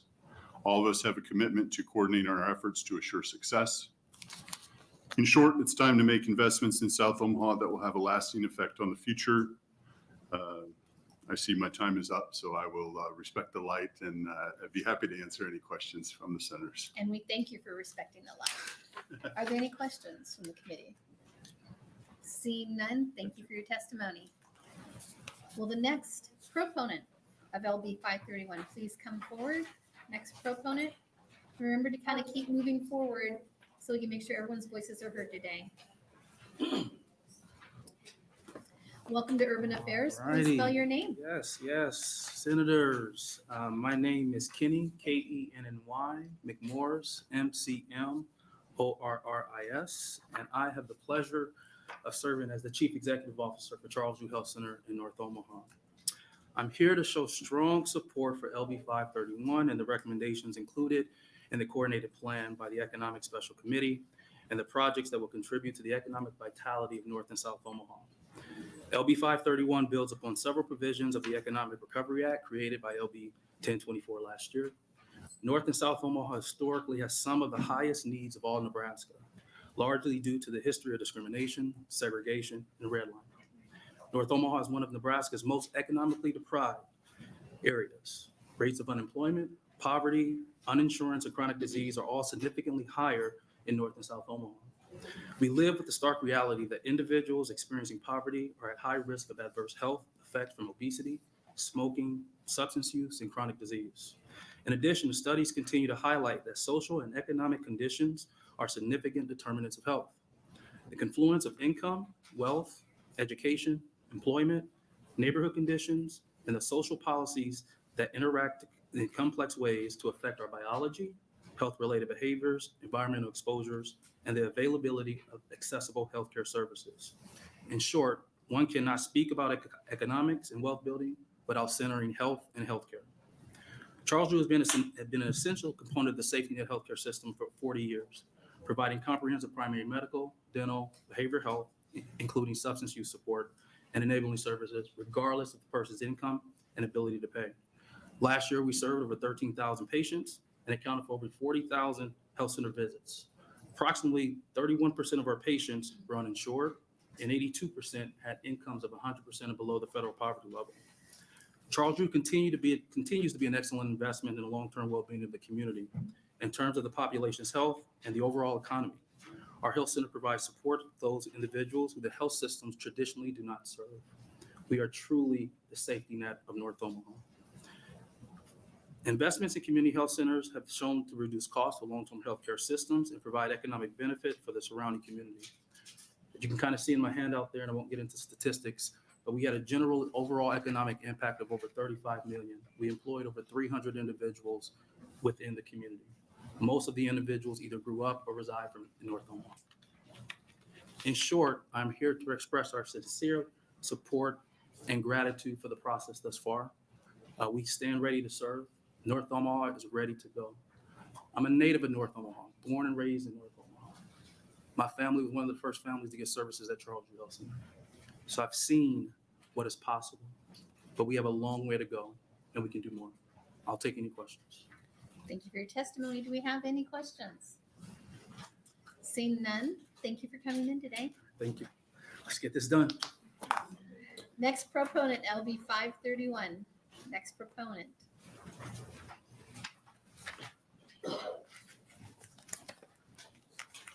Welcome to the Urban Affairs Committee, and please spell your name. My name is Marcos Mora, Marcos, last name Mora, Mora. Good afternoon. As a member of the Latino Economic Development Council, Cinco de Mayo Omaha, and the South Omaha Business District Board, I am a lifelong resident of South Omaha. My family has resided and taken part in activities along historic South 24th Street since 1925. Nebraska is our home, this great state of Nebraska. I'm here today to advocate for the bills on the floor that are vital to South or North Omaha. As the COVID pandemic devastated these ethnic districts harder than any place across Nebraska, funding is now needed and essential to rebuild these districts for its businesses, community, and families. Today, we come together with South and North Omaha to form unity and to ask our political leaders to do the right thing by supporting the bill on the floor today in order to get much needed relief and development in East Omaha. Thank you. Very nice. Thank you for your testimony. Do we have any questions? Seeing none, thank you for coming in. Thank you.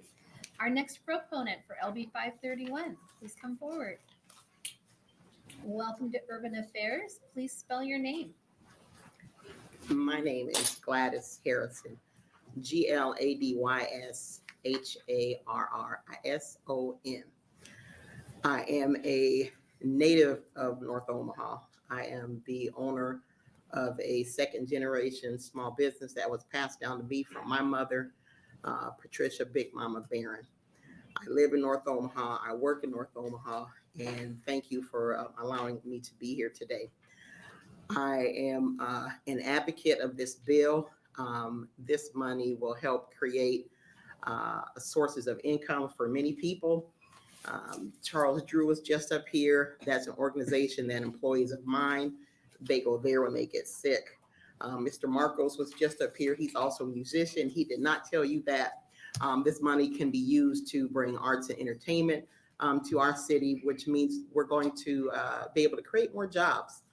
And I've said it from the beginning, To me, it really doesn't matter who gets the money as long as it's a business in North Omaha and as long as that business is going to do business with other businesses. I can grow my business just off of the businesses who do get that money doing business with me. This would allow that money to circulate not just once, not just twice, but for 30 years.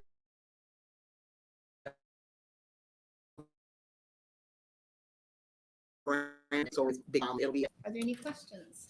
Yes, Senator Lowe. Thank you, Senator Blood. I'm intrigued. What is Big Mama's? Oh, my God. I'm waiting for the invitation.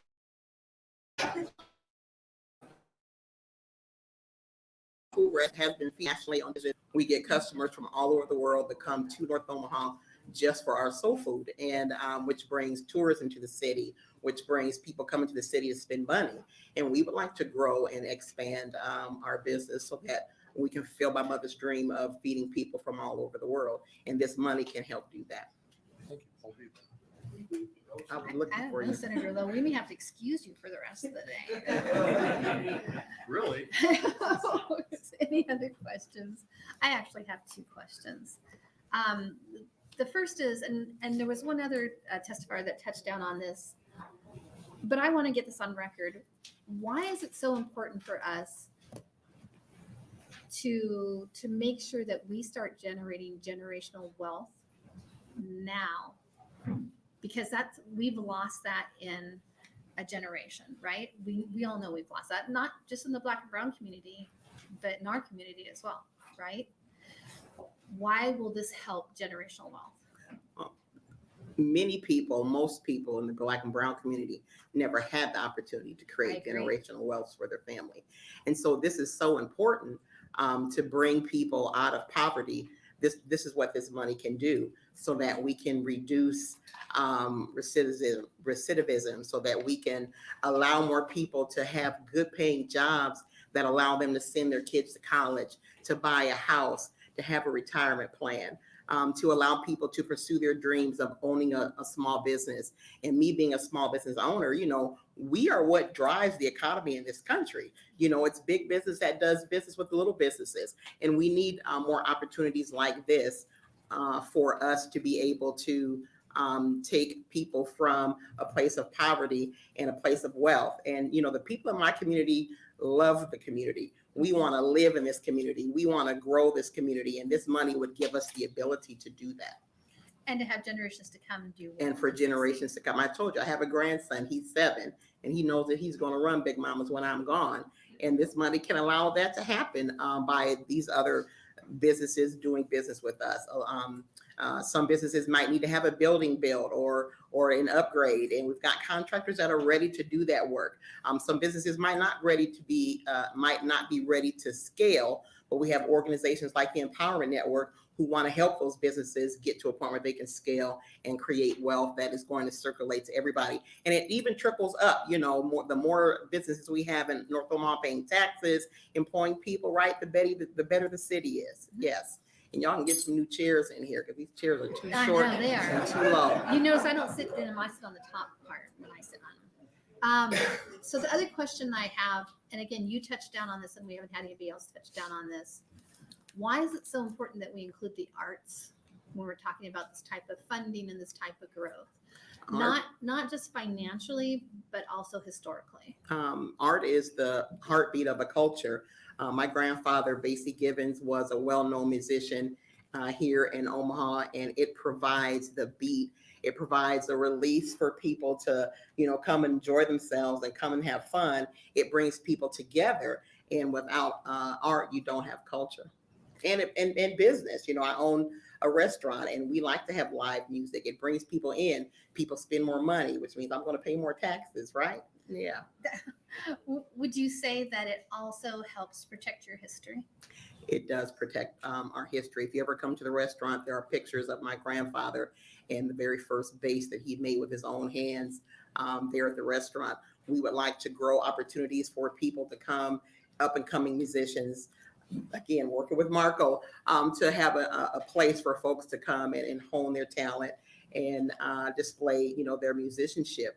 And this money can help all of those things happen. You know, you've heard it, it's a once in a lifetime chance. We've got to do the right thing this time because it may not ever happen again. And there are literally families whose lives, whose livelihoods, whose futures are depending on this. Thank you very much. Appreciate it. Thank you for your testimony. Next proponent for LB 531.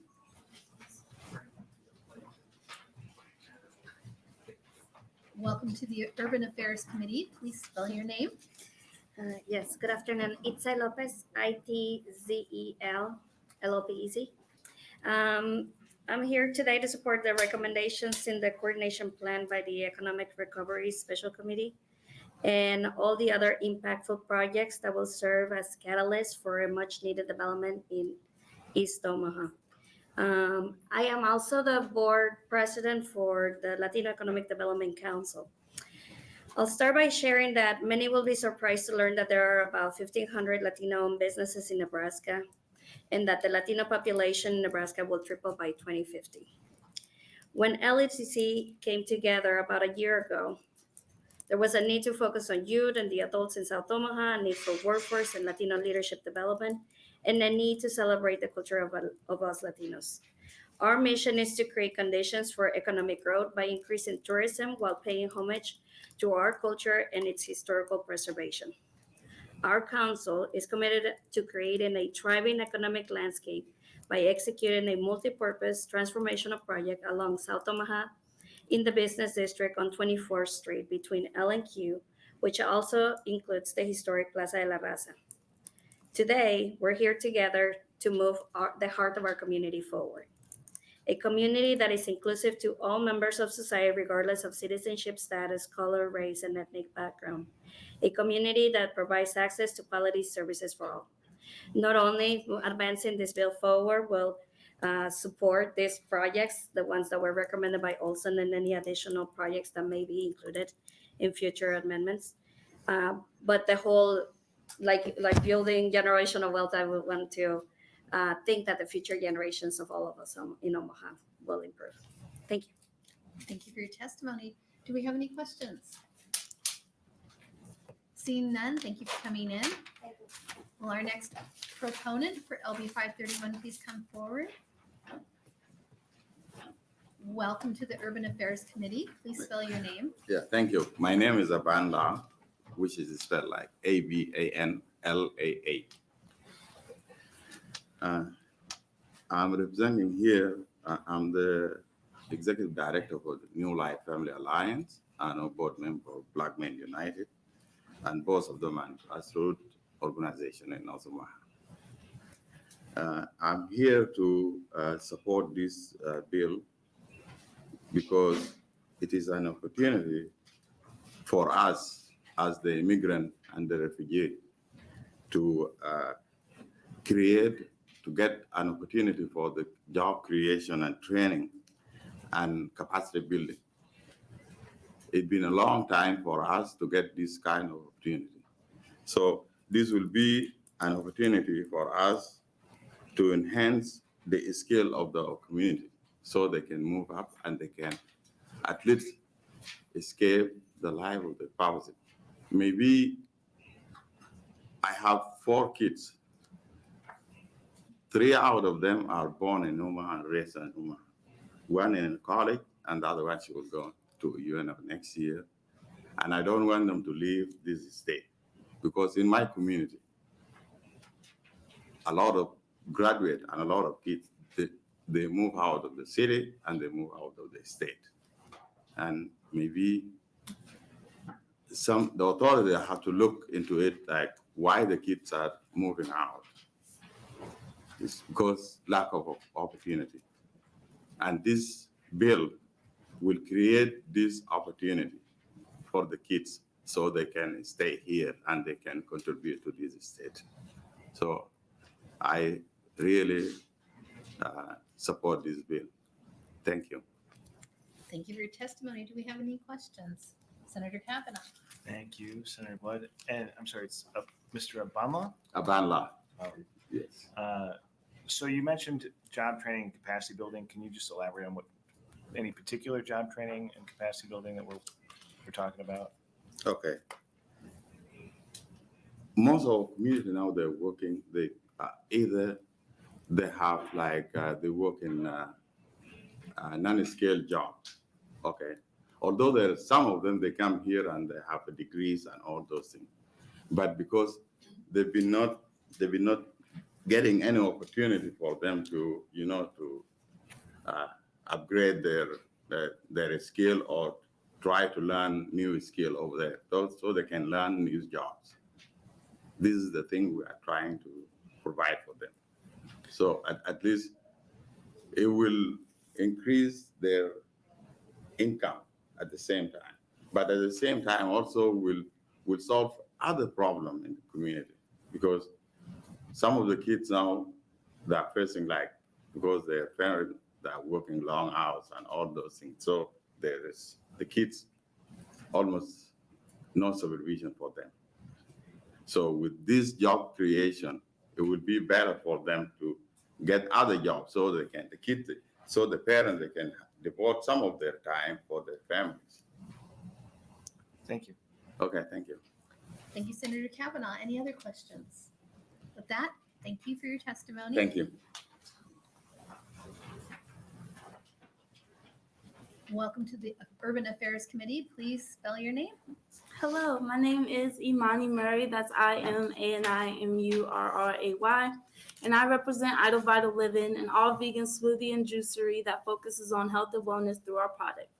Idle Vital Living started from my own personal health journey. As I looked around at my family and the Black community as a whole, we are dying early from preventative diseases that can be healed with a healthy lifestyle, food, and daily movement through exercise. With the use of these ARPA funds, will allow Idle Vital Living to expand into a full-service restaurant and a gym, becoming a health hub in the heart of North O.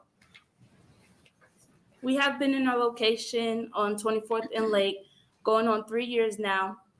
Since then, not many small businesses have been coming into the area, and definitely not any food restaurants in the neighborhood, which truly makes a business district thrive, as we can see in other areas in Omaha.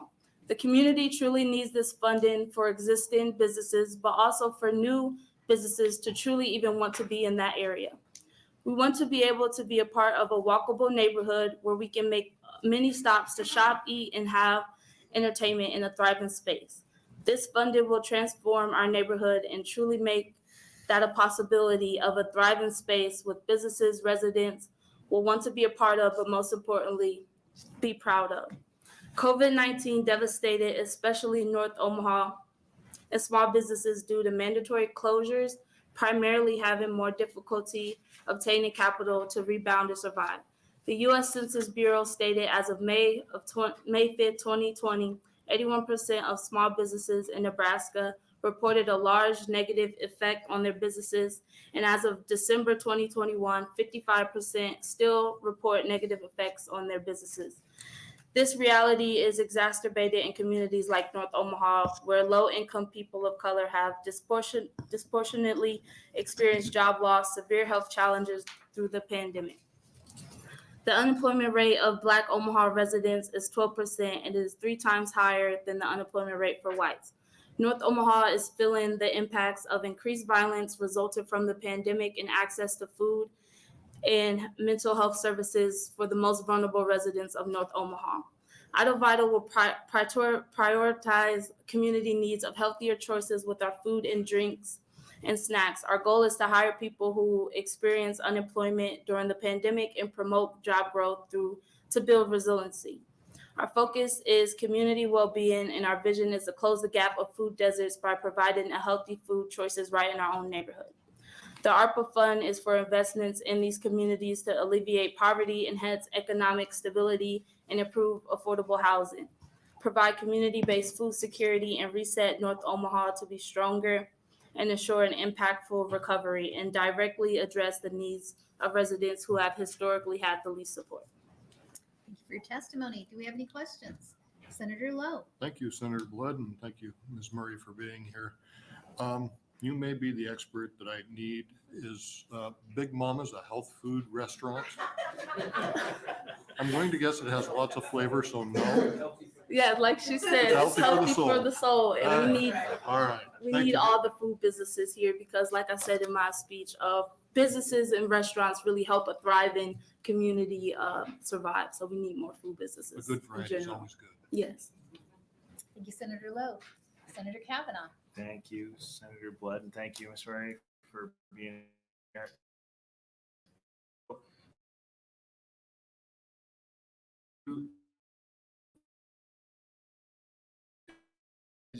And you mentioned, I think, a few things. I know you got to go fast when you're talking, but I just kind of wanted to. So are you planning an expansion and a move out of your current location? Is that what Yes, we are. Right now, our current location is really small. It's really just a walk up our drive-through.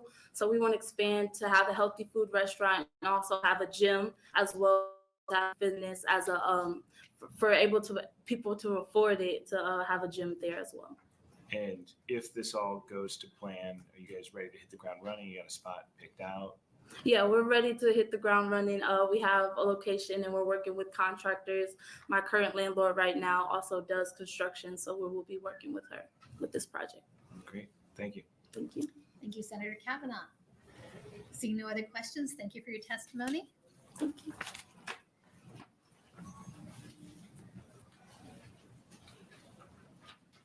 Welcome to the Urban Affairs Committee. Please spell your name. My name is Glenn Pettis, Glennpettis. I am the legal representative for the Multi-Pronged Economic Development Partnership, which was grateful to have been recommended to receive a grant of $5,800,000 for the development of our project. 12 years ago, a group of professionals, entrepreneurs, and investors from South Omaha came together to create economic growth in South Omaha. Focus groups and marketing studies were performed. Several successful economic development projects were visited in other states by our members to prepare our project. This group incorporated community investment opportunities and purchased a building on 5 acres located at 5025 South 33rd Street, an old cold storage building. We hired an architect and started our plans to develop this property. Our plans were severely affected by the COVID-19 pandemic, which caused financial losses to many of the businesses of our members. Some of the members wanted to sell our property to recover their financial losses. The property was listed for sale. Other members decided to create a new partnership to proceed with our original application for ARPA funds. This group is South Omaha Global Market, LLC. Midwest Business and Projects will be responsible for the general coordination and oversight of our project. One of the biggest obstacles for development in South Omaha is the limited availability of land. The multi-pronged community economic development project will complete our project using several parcels of land. Members from the South Omaha Global Market LLC own 4 properties located in the qualified census tracts for the construction of 3 global markets. The entrepreneurs will invest their own capital at their locations. We will build a commercial kitchen, an area for food vendors, an auditorium, areas for retail businesses, areas for 2 light manufacturing companies, a tortilla factory, and an ice cream factory. Public markets develop small businesses and promote community diversity through one-of-a-kind shopping, dining, and cultural venues with products from many nations. Entrepreneurs must receive training and technical assistance in order to be a part of the project. Collective Development, one of our partners, is a real estate investment and property management company in South Omaha. Their portfolio consists of 500 residential units. We will build a building with apartments on land located at 29th and Jackson Streets. Max Honecker of Collective Development is the owner of this property. We have the opportunity to build a global market and affordable housing apartments on this property. We will build our project using the existing vibrant entrepreneurial spirit and diversity of South Omaha. We have periodic cultural events, farmers markets, flea markets, and concerts at the 3 sites of our South Omaha, as well as other cultural activities. Sir? Our project will support, I'm sorry, We just want to make sure everyone gets heard today. I'm sorry. Are there any questions for a testifier? Nope, seeing none. Thank you for coming in today. Thank you you. for respecting the light.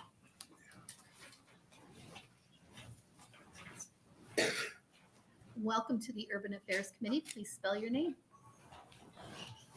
Good afternoon. Leo Lewis, Leo Louis II. I serve on the board of the Malcolm X Memorial Foundation, and I am here as a proponent for LB 531 and its amendments and recommendations by the Olson Foundation. My organization has existed for over 50 years, and we have struggled for over 50 years with the support of community members pulling money out of their own pockets to support our organization. We have been able to survive. Through some philanthropic efforts, we were able to get a strategic plan created back in 2012 to develop our property, which is over 18 acres, which will support a over $18 million project. We are very much in support of this bill, and we appreciate Senator Wayne and Senator McKinney for introducing this type of legislation, because individuals that I've seen growing up in my community have struggled for a long time to understand the political process and the economic ramifications of decisions made by individuals they have never met and never seen who sit in rooms like this.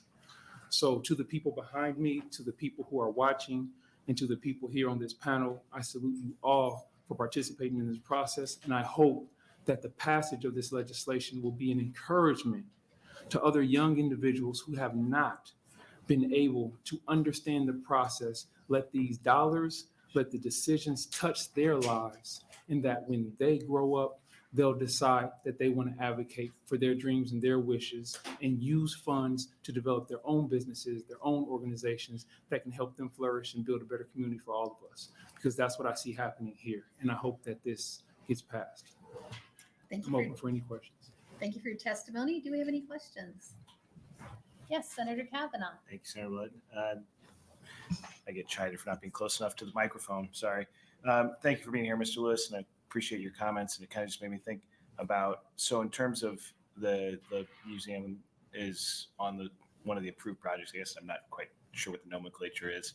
One of the projects that you submitted for the Olson and were recommended for an allotment. So actually, the Malcolm X Memorial Foundation submitted for the Olson and did not get any recommendation. Okay. We are still here in support because we understand that it's vital for us to support. And along with the amendments, we believe that those amendments will be able to support not only our organization, but other small organizations that weren't recommended as well. Okay. And that must have been, I was reading the amendment and saw what I thought would encompass your organization. So I guess my question is, in terms of addressing these kind of things you were talking about, is that the plan for the expansion of the museum, outreach to the community, getting some education? I guess I put it out to you. Just what do you plan to do? Well, from the perspective of our organization, that we believe that cultural education is vital to a community survival. And as we talked about earlier, arts is a part of that cultural development. Also, our organization has an $18 million project, which will encourage housing, arts, education, financial literacy, and a number of other things that will economically impact our community, along with the obvious, which is tourism. We bring in over 4,000 tourists every year to our institution. Oh, okay. Thank you. Yep, you're welcome. Thank you, Senator Kavanaugh. Any other questions? Seeing none, thank you for your testimony. Thank you. Welcome to the Urban Affairs Committee. Please spell your name. Lina Traslaviña Stover, Linastover. And I am the Executive Director for the Harlem Workers Center, which is a nonprofit located in South Omaha, and we advocate for low income and low wage and immigrant workers. And I am also one of the applicants that was not selected by Olson, but I am here as a proponent of 531 because of what it means for the community. The outcomes of the projects alone are going to benefit the community greatly. So it's great to see love to hear all the ideas and the stories. But it also, in the more immediate future, it's going to provide jobs, it's going to provide areas for opportunity, for training, and it's going to provide areas for people to also get together in new places. I'm a sociologist, so this question about how do we solve for poverty has always been my question since my comprehensive exam. I answered then, and I know that this investment is not the only answer for the poverty question, but I do believe that investing in the infrastructure of areas of the city that have been disproportionately affected by COVID-19 and poverty will benefit the entire community. There is a lot of great ideas out there, 365, and only a few were selected. But that also shows that the community is willing to work, and I think that we can all get creative and think about ways to make the other 350 more that need to have support. It is imperative that projects suggested by Olson receive the funding without any delay, to your point about timing, and so the community can start benefiting from the investment in these areas. Thank you so much, and I'm willing to answer any questions. Thank you for your testimony. Are there any questions? Any questions? No? Good job. Thank you.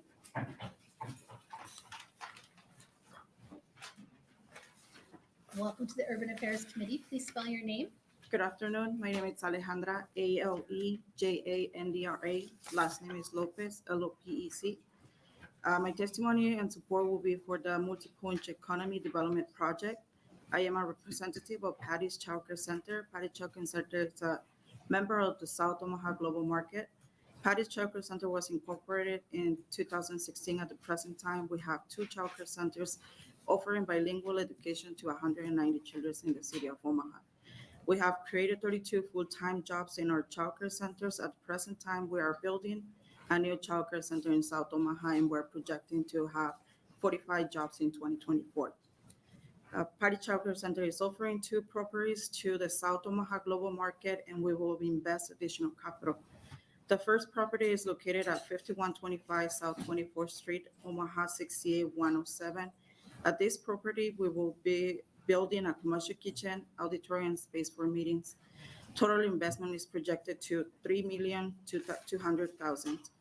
We have already planned and budgeted the construction and completion of this project. No More Empty Pots will assist us with the development of the commercial kitchen. This nonprofit organization has supported the startup and development of food processing companies and has contributed to job creations in Omaha. The commercial kitchen is a necessity for the community in South Omaha. People who start small food-based enterprises have barriers to the development of their companies. Many been in a home kitchen, but as the business grows, the resident kitchen is no longer appropriate to accommodate large-scale production. Challenges faced by this business include lack of access to affordable, commercially licensed industrial kitchen space, high cost of capital investment required to formalize a food production business, lack of technical support and business assistance with cost analysis, business planning, packaging product line expansion, and marketing resources. ARPA funds will enable the South Omaha Global Market to address these needs to be developed the commercial kitchen and helping the entrepreneurs to start and grow their business while creating and sustaining jobs for the low-income persons. Very good. Any questions?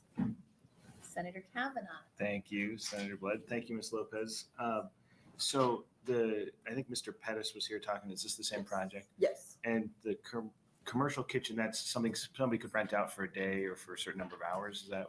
Yes, that's what we're planning on doing. Kind of have the food trucks come over to the building and do their business inside the commercial kitchen, or have some other like rented for days or weeks, or do contracts on it. And so there's, I guess, there's a whole lot of, there's interest in that already.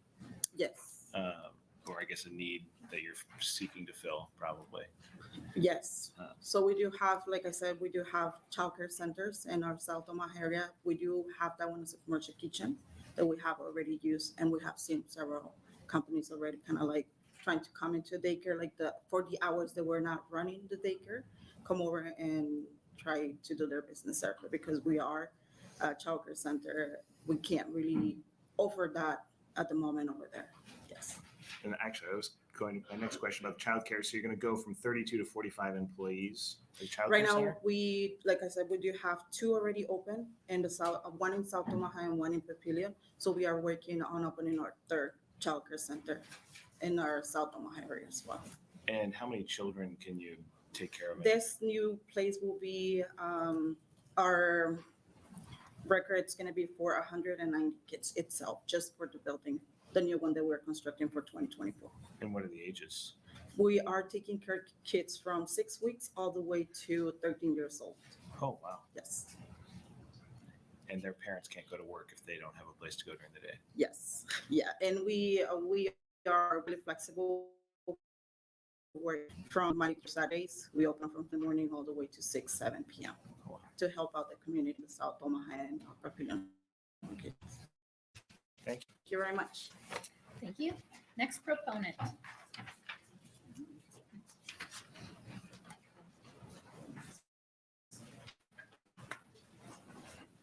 Hi, good afternoon, Urban Affairs Committee. My name is Albert.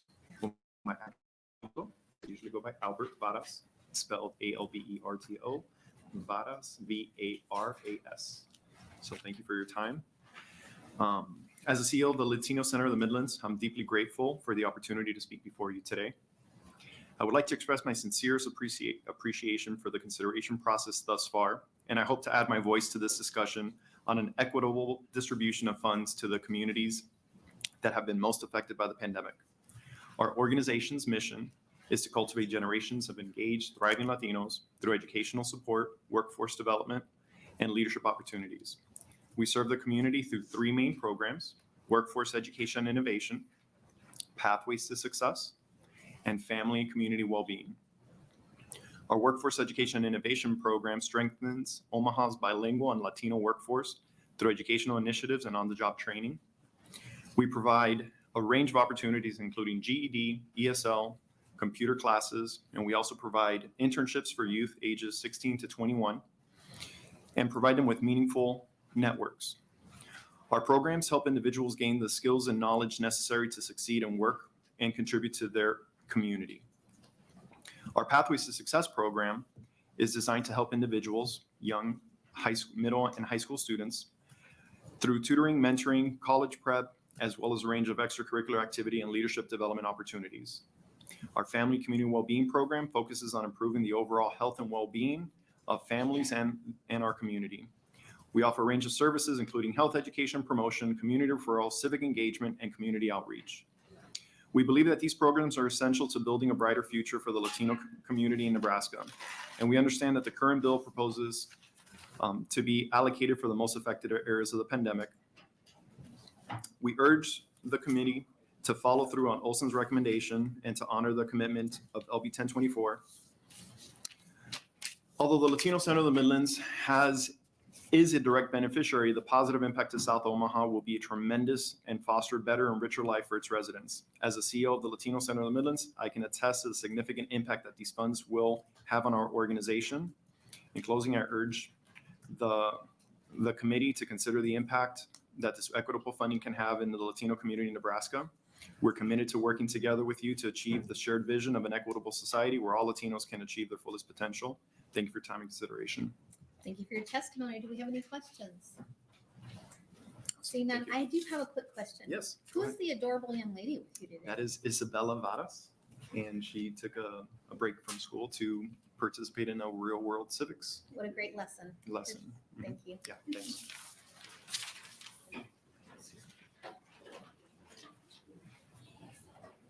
Welcome to the Urban Affairs Committee. Please spell your name. My name is Chardale Barnes. That's Chardale. Last name Barnes, Barnes. My company is Stable Gray. It's a branding agency off of 24th and Lake Street. Our original location is 3223 North 45th Street, which is the original place of Big Mama's Kitchen. I want to speak just on behalf of the creatives and arts. A lot of people have spoken about that. My company submitted a proposal that would create in excess of 10 jobs for creatives and technologists in North Omaha, but we did not receive a recommendation. I think that it's imperative if we want this bill to be a success, that we create inroads to prevent brain drain in North Omaha. I don't hear anyone speaking or looking to address that, but I think that a lot of the funds allocation currently is looking backwards instead of forwards. And I think that we as North Omaha have to be competent in terms of where the market is headed, and we need to be supporting and funding areas that will create opportunities for future jobs. The workforce is changing. Technology, I believe, is part of the arts. I believe that software design and marketing in those spaces are imperative for all of these companies to be successful. And so we see the work that we're doing as capacity building. It's building websites, it's building clear messages for companies in North and South Omaha. And it's also allowing people to work from Omaha and do business with other cities and states. So I'm in support of the bill, even if we don't get a recommendation, but I would request that our proposal be given another look, especially in the area of creating internships and new job opportunities for the arts. Thank you. Thank you for your testimony. Are there any questions? Senator Kavanaugh. Thank you, Senator Blood. Thank you, Mr. Barnes, for being here, and I appreciate your coming and supporting it. Even you got some criticisms about it, but I appreciate that support. And I guess my question is, what we've heard so far is folks who, the only people who are eligible will be eligible if we pass this are folks who did submit an application. So you submitted one. Yes. Okay. Yes, our company is Stable Gray. And I apologize, I haven't read the whole thing, I guess. I don't commit to memory, but so, and I guess maybe I'm not fully seeing the picture, but are we being asked to give an additional allocation that would free up some funds for folks who weren't allocated, that maybe you could qualify under the expansion? Yes, that's my understanding.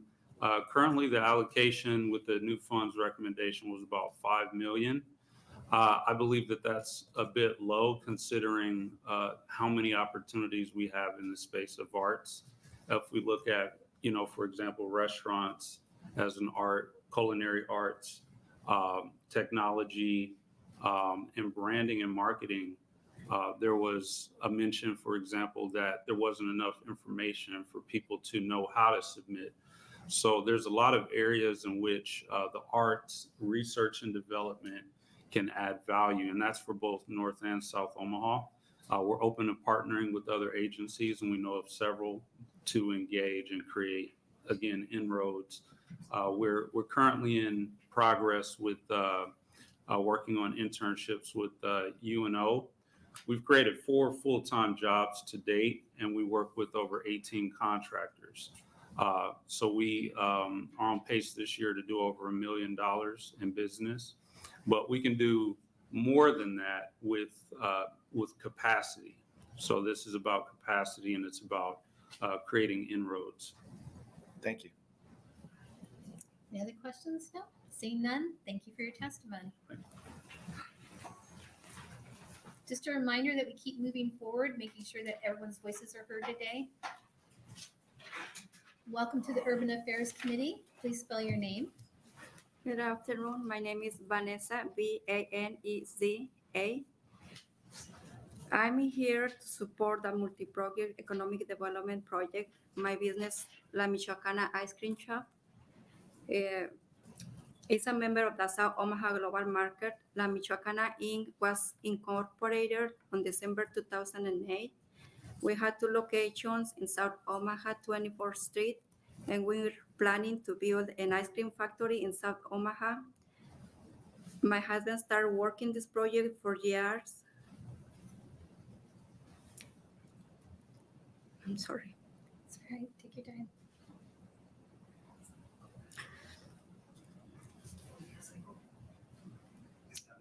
He died from COVID-19 2020.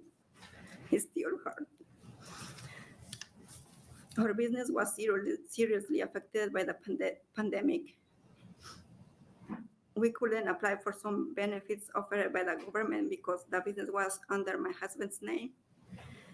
It was very difficult to maintain 26 employers that we have on the payroll at this time. We have a property located on 2302 South 26th Street, Omaha, Nebraska. With the support of the Midwest Business and Projects, we will review plans and the budget to make the necessary adjustments for the development of the project. We are planning to increase the distribution for our popsicles in the Midwest, by having our products and freezers have placed in grocery stores and supermarkets. Also, we will increase the number of push carts of the street vendors in the summertime. At the present time, La Michoacana Ice Cream Shop have 5 carts owned by La Michoacana, and we will sell vendors of product for cost of production. ARPA funds will support us with the development of this project. We will create more jobs and economic developments in Nebraska. Thank you. Can you spell your name, your entire name again, please? Baneza. Right, thank you. Any questions? Senator Kavanaugh. Thank you, Senator Blood. I always have questions, but thank you for being here and thanks for your testimony. Just so I'm clear, is your project one that was approved and recommended in the Olson recommendations? Yes. Yes, okay. And do you have an idea just for us how many jobs? I mean, that sounds like a lot of potential jobs you're working on creating there. Do you have any kind of ballpark what you're talking about? It's gonna be a manufacturing for ice cream, and we're gonna need like maybe 20 workers in there, so we can produce more product to sell to the stores that have already freezers in there. And what flavor of ice cream? Anything you want. Anything I want. Anything you want. All right, now we're talking. Thank you. Thank you. Wait, we have one more question. One more. Sorry. No worries. Senator Lowe. Thank you, Senator Blood. I owned an ice cream shop at one time, so I'm very intrigued by this. You started out small with your husband, and now you want to grow larger? Yeah.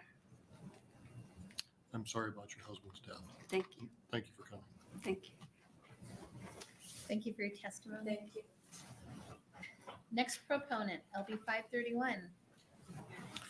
Welcome to the Urban Affairs Committee. Please spell your name. Thank you. Good afternoon. My name is Jonathan Chapman, JONATHANCHAPMAN. And I have the pleasure of serving as the newly promoted Vice President of Community Collaboratives for the Empowerment Network. I also serve as the board chair for the Hartman Avenue Neighborhood Association. And in addition to that, I serve as the pastor of Church on Purpose. So I'm here today present to vocalize my support for the Economic Recovery Plan, of course, LB 531. Also support for the amendments that are being offered, as well as the request for additional funding. I'd also like to offer my support for the Empowerment Network strategy to prepare North Omaha residents for participation in the growth and the advancement of the community, specifically in the arenas of jobs and careers that are created through the projects that have been recommended for funding. It was a little challenging trying to figure out what hat I was going to present from, because I serve in multiple capacities. But as I sat and listened, I believe that my pastoral hat is the most impactful right now. And so as a pastor, one of the responsibilities we have as pastors is to give people hope who are struggling to find it. I think what has been evident in our community for too long is that people are skeptical that government will support their freedom and not just their oppression. The effects of COVID-19 were exacerbated by the lingering skepticism that government actually means our good. And for far too long, there have been too many examples that help to provide evidence for the skepticism. But for the first time in a long time, when I look in the eyes of the people in our communities, I see collective hope. And this, I believe, is a catalyst moment, because the people believe that you want to do the right thing. We know that affordable housing is a priority. but I believe that the people believe that you want to invest in their lived experiences, in their houses, not just places to house them. We know that Nebraska wants to build prisons, but I believe that people believe that you want to build their businesses to employ their sons, not just build prisons to lock up their sons. The lifeblood of entrepreneurship is hope. And the participation and the presence of all of these people here today is evidence of their hope in this moment. And they're trusting you to not just do the right thing, but to do the righteous thing. Over 360 applications is evidence of the power of participation. People who have often felt like things were happening to them are excited about making things happen for themselves. And so I'll close with the words of the 80s cinematic prophet Spike Lee, who simply said, "Do right."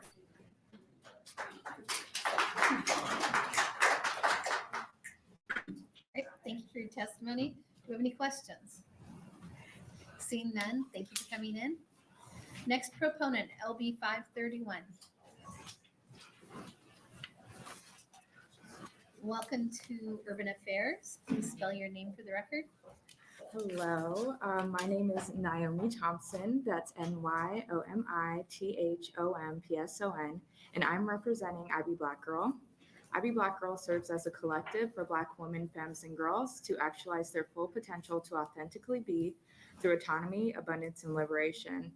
I'm testifying in support of LB 531 because it provides an opportunity to address longstanding economic and health disparities. The COVID-19 pandemic compounded the already existing public health and economic security crisis that continues to fall hardest on Black Nebraskans. In fact, Black-owned businesses are more concentrated in the economic areas that were hit the hardest during the pandemic. According to the Stanford Institute of Economic Policy Research, at the peak of the pandemic, 40% of Black small business owners were reported to be out of work, compared to 17% of their white counterparts. The disparate racial impact of COVID-19 is deeply rooted in historic and ongoing social and economic injustices. Such a complex issue with several factors will require an adequate amount of economic resources and opportunity to move forward from what is known to be one of the most devastating economic and health downfalls in our lifetime. Although this bill does provide economic opportunity as stated above, we do believe there is an opportunity for the process to be more equitable. Over a 10-year period, the number of businesses owned by Black women increased 179% compared to 20% for all businesses. However, many Black women who own businesses have difficulty accessing credit and face capital constraints. We encourage the committee to consider an amendment to allocate a set amount of funds directly to support Black women-owned small businesses. In addition to these businesses, allocating resources to community organizations whose mission aims to eliminate barriers Black women founders face in Omaha and Nebraska as a whole. Due to years of systemic oppression and racism, Black people have been left behind when it comes to economic opportunity and generational wealth. LB 531 can be viewed as a form of reparations for the Omaha community, providing opportunity for community members to not only support their families, but strive for their professional and economic goals. It is for these reasons we urge you to move LB 531 forward, and thank you for your time. Thank you for your testimony. Do we have any questions? Seeing none, thank you for coming in. Next proponent, LB 531. Welcome to the Urban Affairs Committee. Please spell your name. Let's see, just a second here. Good afternoon, members of the Urban Affairs Committee. My name is Jaden Perkins, Jadenperkins, and I am the North Omaha Community Organizer for the Heartland Worker Center. Heartland Worker Center is an organization that develops community leaders in order to foster a culture of civic engagement to advocate for the change that we want to see. And we are here in strong support of LB 531. I grew up in North and South Omaha. I come from a family full of small business owners, and I can attest to the fact that for far too long, North and South Omaha has suffered from a lack of investment. With lack of investment comes lack of high-paying jobs, economic neglect, and rampant poverty, which contributes to unhealthy homes and mass incarceration. Because of the historic vision set forth by the passage of the Economic Recovery Act in 2022, the state of Nebraska has the opportunity to instill positive, transformative change in our communities for generations to come. LB 531 seeks to clean up some of the barriers to make sure that more businesses, community centers, and churches are able to access these funds to provide much needed economic support to our city's most vulnerable residents and help create a more equitable and thriving community. Make no mistake about it, this is a once in a lifetime opportunity. Today, I urge you all to be on the right side of history and advance this bill to general file. Let's get the job done. Thank you. Thank you for your testimony. Do we have any questions? Seeing none, thank you. Next proponent of LB 531. For all of you that have been waiting, thank you for being so patient. Welcome to the Urban Affairs Committee. Please spell your name. Thank you. Angel Starks, ANGEL STARKS. Good afternoon, members of the Urban Affairs Committee. Thank you for taking the time to listen to testifiers today, and thank you, Senator McKinney, for bringing this bill. I am here today representing Spark, a nonprofit in Omaha, Nebraska, focused on holistic community development in North and South Omaha. Spark would like to express its enthusiastic support for LB 531 and the proposed amendments to the bill. The past year has been one of the most exciting times for the people of East Omaha in a long time. After the passage of LB 1024, an intense community engagement process started, and folks looking forward to this once-in-a-lifetime opportunity began to develop their project proposals. Spark was happy to help several of our partners and developers that we work with technical assistance and support to apply for the Economic Recovery Act funds, many of whom were recommended for funding, such as Idle Vital Living, the Culture House, and the Omaha Star. Unfortunately, Spark did not receive funding for its proposal, but we look forward to supporting and collaborating with the organizations that will ultimately be awarded. LB 1024 is one of the best things to happen in East Omaha. It helped unite the community and get on the same page about how we can move forward as one. It also exposed the need and gaps that exist to make the area more economically vibrant. This is why we support additional state funds for the Economic Recovery Act to continue the excellent work that has already begun. More funds mean more opportunities, jobs, and innovation that will launch organizations included in launch East Omaha toward a brighter future. We suggest that any additional funds allocated toward the program go to organizations included and scored well in the initial Olson recommendations, not to undermine the extensive public engagement process that occurred with our community members. We appreciate Senators McKinney, Wayne, and Vargas for their hard work to make this a possibility and for keeping the community informed every step of the way. Thank you, and I would be happy to answer any questions. Thank you for your testimony. Do we have any questions? Seeing none, thank you so much. Before our next testimony, I just want to remind everybody that if you are here, but you are not testifying, but you want to make sure that you're accounted as being here and having a voice, we do have a sign-in sheet by the door. So please take a moment and sign in if you are not testifying. And with that, welcome to Urban Affairs, and please spell your name. Thank you. Good afternoon, members of the Urban Affairs Committee. My name is Matt Wallen, MattWallen.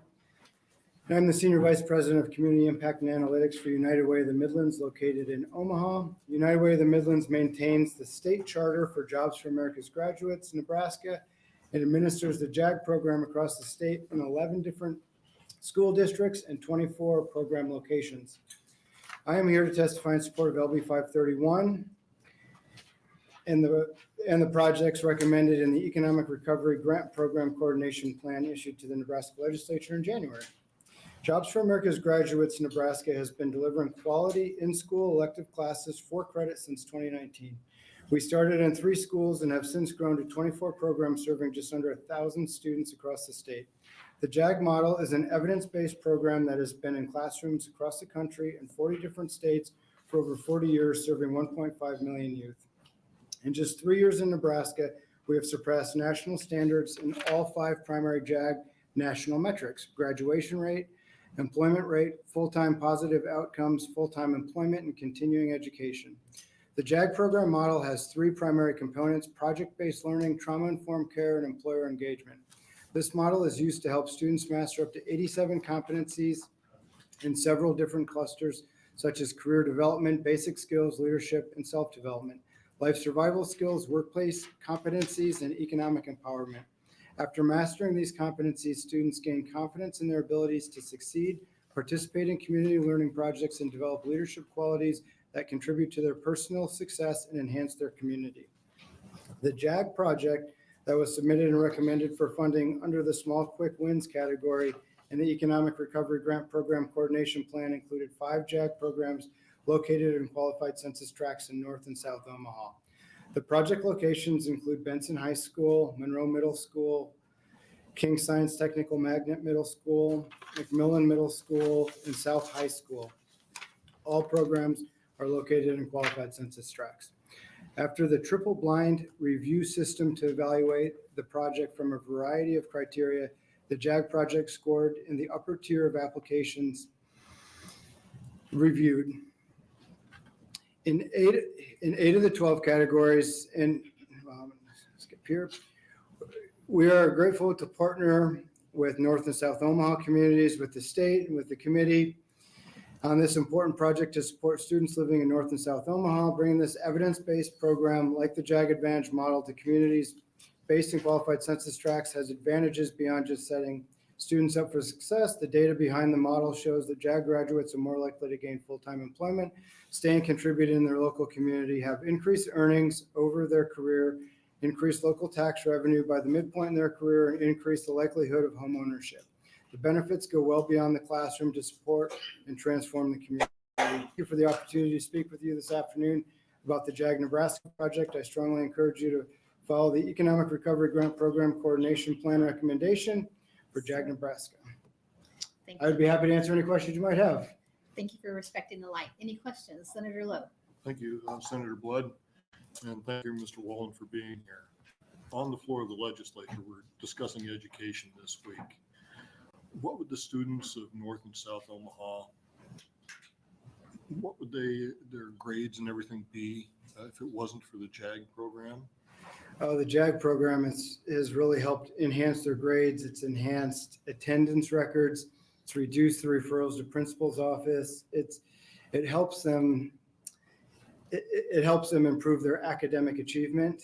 I can't speak to exactly what their grades would be, but the JAG program really enhances their career achievement, their academic, and sets them up for success in a career down the road after graduation. So the JAG program's been a great success for North and South Omaha. Yes. All right. Thank you very much. Thank you, Senator Lowe. Any other questions? Seeing none, thank you for your testimony. Thank you for the opportunity to be here. Welcome to the Urban Affairs Committee. Thank you. Please have a seat and spell your name. Good afternoon. I'm Bob Pelshaw, B-O-B-P-E-L-S-H-A-W. I'm with the Pelshaw Group, and we were designated as a supplemental project under Olson's review and guideline. I'm here as a proponent, not only of LB 531, but all the amendments and anything that's associated with it. And I want to thank Senator McKinney and all of the senators and all of you for your consideration, and also the team of community leaders and other proponents and people that have come together to work on this very important, very vital piece of legislation. I'm going to say something, though, that's going to kind of stir the pot a bit, though. As a proponent, I would like to respectfully remind everyone that, as I understand it, the original purpose of this legislation was for not only economic development and generational wealth, but transformational impact and jobs. And as such, a lot of money was paid to Olson and their team, and they did extensive work. And they come up with, in that report and recommendation, the economic impact score, which I greatly support. And I would like to encourage all legislators to put greater weight and greater emphasis on the economic impact score. I'm old enough to remember Park Fair and the 16th Street Pedestrian Mall and the Blue Lion Center and the original Central Park Mall, none of which met, they were great projects at the beginning, but they didn't stand the test of time. They didn't meet the economic impact expectations, and they didn't have the scrutiny of Olson's economic impact score. Specifically, I would like to suggest moving forward, although I know it's not in the purview of this specific legislation, but since I'm here and stirring the pot, if the legislators would consider looking at all projects, catalysts and supplementals that scored 3.0 on the economic impact score and higher, and approximately the same amount of allocation. Although I do support Willie Barney's and the Power Network's request for additional funding. Absent that, I really strongly want to encourage everyone to remember the original purpose of the legislation. Let's under the opportunity. I grew up in South Omaha. I'm the son of a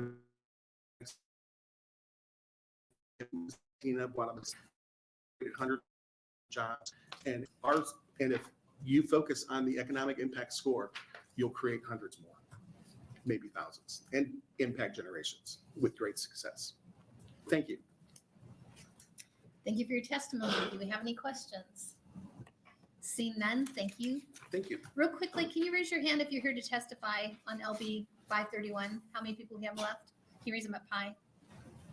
Okay, thank you. Next proponent, LB 531. Welcome to the Urban Affairs Committee. Please spell your name. Latron Lewis, Latron Latron, Lewis Louis. I represent Code Z Outreach, Violence Prevention, Gang Intervention. I do a lot of work with the youth. Okay, I didn't type up a fancy letter or anything like that. I did bring somebody with me. I brought my heart for the North Omaha community. I'll be blunt, I'll be simple. We need your help. We need you. We simply need your help. Growing up in North Omaha, seeing poverty, it led me to a troubled life. Going on the paper route and seeing that abandoned house sitting there that I was terrified to walk past just to simply do my paper route to be able to buy me some clothes because all the other kids had clothes and my mom worked her butt off and was never home. All right.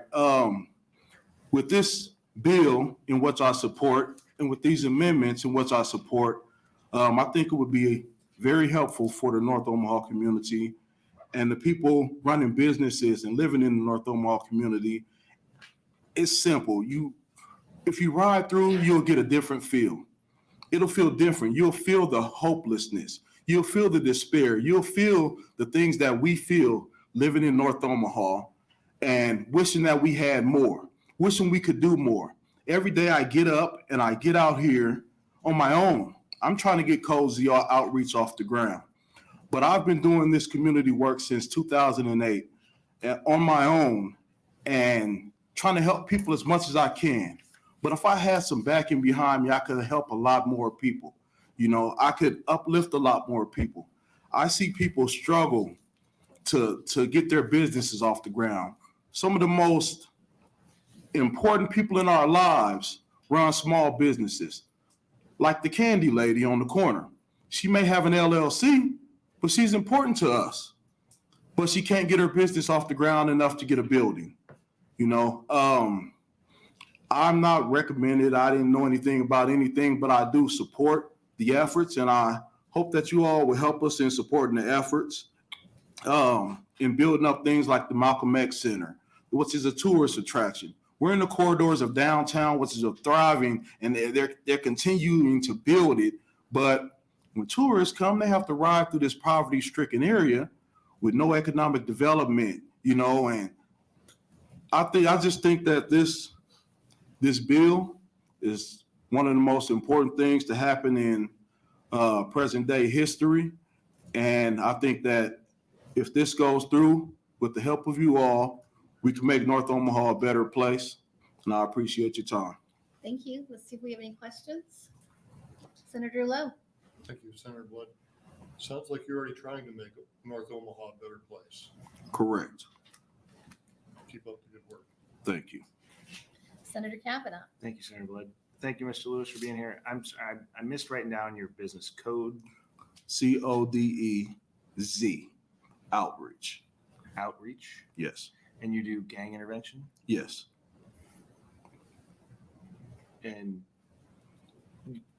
did you put in for any money through Olson? Or I didn't. I didn't know anything about it until afterwards. So you're just supporting the mission? I'm overall? supporting and hoping that I could subcontract, with one of these great organizations that's doing the work who may need me to help out. Appreciate your testimony. Thank you. No problem. Next proponent, LB 531. Welcome to the Urban Affairs Committee. Please spell your name.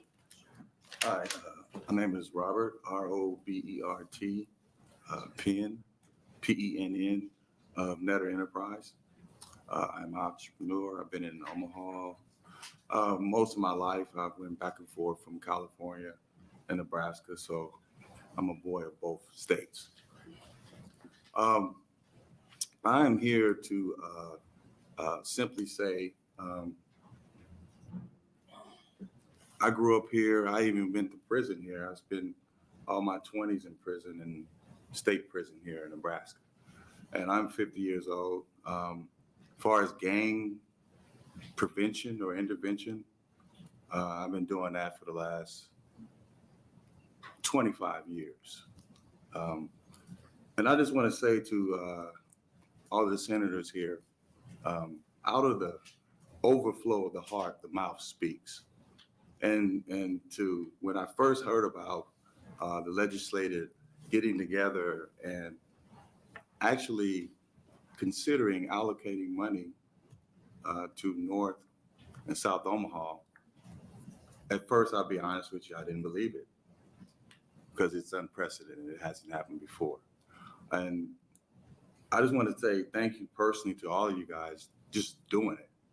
For me to be 50 and to see that, I thought I would never see such a thing, see all the senators come together collectively and do what needs to be done. So I want to say thank you to all of you personally for doing that. But what we do is I personally hire gang members. I personally took people and put them in a truck and employed them, preventing them from taking other people's lives. I understand their language. I've been a part of that language as a child. And God is the best of planners. So I have no qualms or problems with what I currently do. But what I want to say to you all, particularly our project on Sorensen, we have 8 acres of land. What we will do, we will continue to reach out to troubled youth, gangbangers. Some people are not gang members. Some people are just older men that made a bad decision and they just need some gainful employment. So we need to help them too. So there's a lot of people that have made a transition on their own. They just need a little help, a little upliftment. So I'm extremely pleased with this project. I'm in support of everyone in the community that's involved in this. And we're working with other people in the community, Empowerment Network and many others. And we will, with the funds we receive, we will hire troubled youth and we will prevent people from going to prison. Thank you for your testimony. Do we have any questions? Senator Lowe. I missed the business that you're in. Netter Enterprise, Netter Enterprise, LLC. Thank you. Senator Kavanaugh. Thank you, Senator Blood. And I was going to follow on Senator Lowe. So you guys have a project on 8 acres of land on Sorensen? Yes. What are you going to do there? We're looking at, we spoke with several people. We're looking at, we could probably put about 40 units. We're adjacent to the Habitat for Humanity project that used to be the old Maya Park. So we're right adjacent. We're right next to them. I think they're putting about 85 homes. We probably could do half of that. They are approximately about 15 acres We probably got about 8. So you're going to build single-family homes? Yes. Okay, great. Thank you. And we're going to exclusively focus on, it'll be part of our RFP to exclusively focus on troubled youth For the home ownership or for the for construction? building, as far as developing skills. Thank you. Senator Lowe. Thank you. And thank you again for being here. What is the cost of a single-family home that you're going to be building so that a person could buy it, or if you rent it out, what would the cost of building each one of those homes be? Well, when you look at the comps, particularly in that area over there, it wouldn't be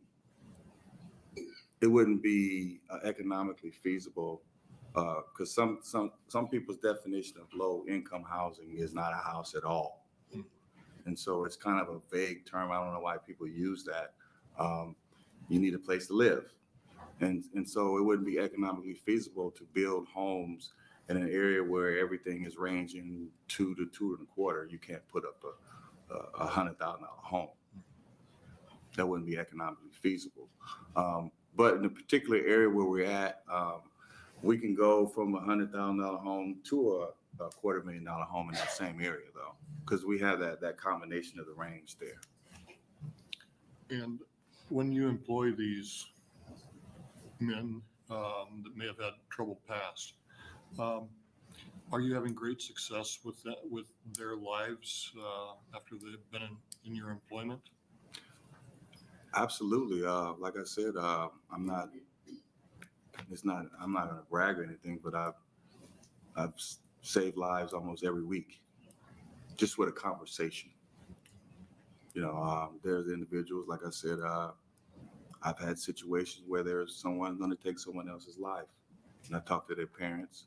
We put them in a truck. We send them across the country, employ them, give them gainful employment. That's another thing, is gainful employment. You know, you need gainful employment in order to have self-esteem. And so we've been tremendously successful with that. Actually, the numbers show, the data show that when people are reached out to, they'll change themselves. Thank you. Thank you, Senator Lowe. Any other questions? Seeing none, thank you for coming in. Thank you. Next proponent, LB 531.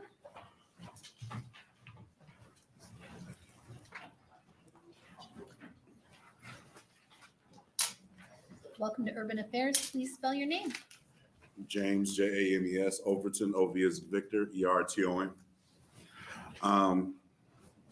I'm here today to actually go ahead and thank Senator McKinney, and actually Justin Wayne and Senator Vargas, and this committee to actually go ahead and actually getting some funding in North Omaha. But my thing is, like I said, we own a series of businesses in North Omaha. Jim's Rib Haven, next to North High School, 38th and Ames. We own Southern Spoon on 40th and Ames. We own now the defunct Rain Lounge or Threes Lounge. That's a conglomerate. And then we also own the series of actual houses and housing, low-income housing in North Omaha also. So all the money that we've actually generated over these years, we've obviously pumped back in North Omaha for the past 40 some odd years. I'm not originally from Omaha. I'm a transplant. I've seen what 75 North has actually done in the past in Atlanta and what they're trying to do here in North Omaha. And I'm grateful for Susie and everything. But what I wanted to say is actually I want to make sure that we understand that the small business owners actually need some of this funding too. This was what it was originally designed to do, is make sure these small business owners get those fundings to actually do. We want to expand. We want to create more jobs. We are tried and true in the community. Jim's Rib Haven has been there for 40 plus years. When I was transplanted here in Omaha from Atlanta, I saw what we can actually do as far as an economic impact to the area, not only providing jobs and providing hope for the youth that come from North High School, speaking with them, talking to them on a regular basis and seeing exactly where they were headed in their lives. We've made connections and inroads in the community that have unsurpassed and actually my wildest imaginations. But even still, with the actual businesses that are actually there in that actual area, that vicinity, we don't actually see any parts of this really funding coming down to us. I know Olson did their thing and actually went ahead and actually put things out and different things like that, but that's not touching the people. Don't get me wrong. You've got other groups that are actually going to do something with those funds, but at the end of the day, the people that are tried and true, I want to make sure that they actually get a chance and actually see some of those funds. our organizations, Landtex LLC, which is our actual LLC that we do our housing and our actual real estate under. Not only do we do housing and real estate, we do actually commercial, single-family homes. We rent for Section 8 tenants and everything else. So many people call me every day about housing, saying that they can't actually find a place on Section 8 that they can rent because, like I said, nobody wants to accept it. And plus, it's actually too low to actually cover the now market rate rents now. And so those things are actually things that need to be addressed. Make sure that this funds trickle down to the people that can really do something to make an economic impact. Don't get me wrong. There's big fish that are going to do things, but the smaller fish as a cooperative can do way more than those 2 or 3 big fish that you're trying to feed. That's it. Thank you for your testimony. Any questions? Seeing none, thank you.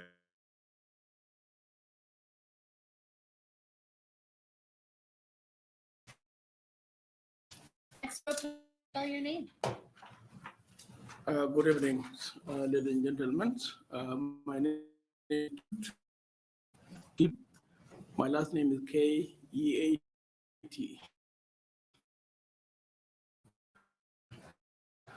Further, thank you very much to Twitter, Senator McCain and Wayne. I appreciate you a lot.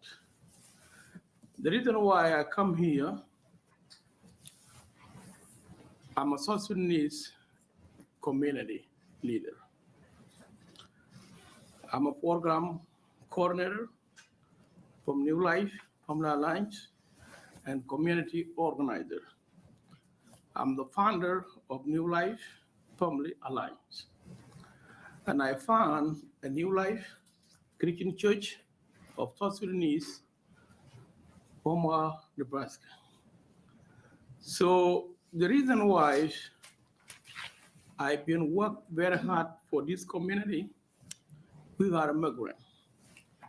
When I moved here in this country, I was 32 years old. I don't speak English. I don't know the right. I work very hard to know to write and read. So Nebraska is my second state. My first state is Michigan, Grand Rapids, Michigan. I moved here in Omaha 2006.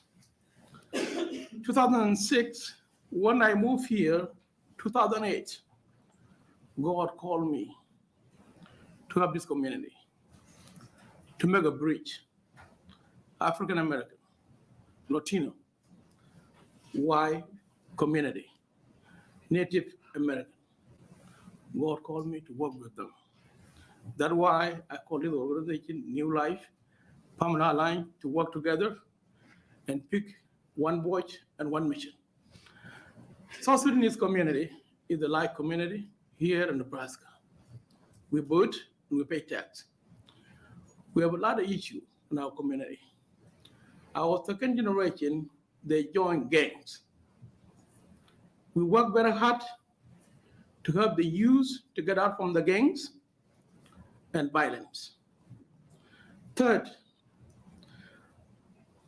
our generations, English is our second language. The women, they work Monday to Friday. They don't have a time to go to school to learn the language. New Life Family Alliance provides second language. It's called ESL and GED program. And Sir, I'm sorry to have to stop you. I apologize. okay, so we work very hard to work together and help the community. Thank you very much. Thank you. Let's see if we have any questions. Nope. Any questions? All right. You just kind of did it halfway. I wasn't sure. Sometimes you can't decide. All right, Senator Kavanaugh has a question. Better to for you. ask not than to not ask.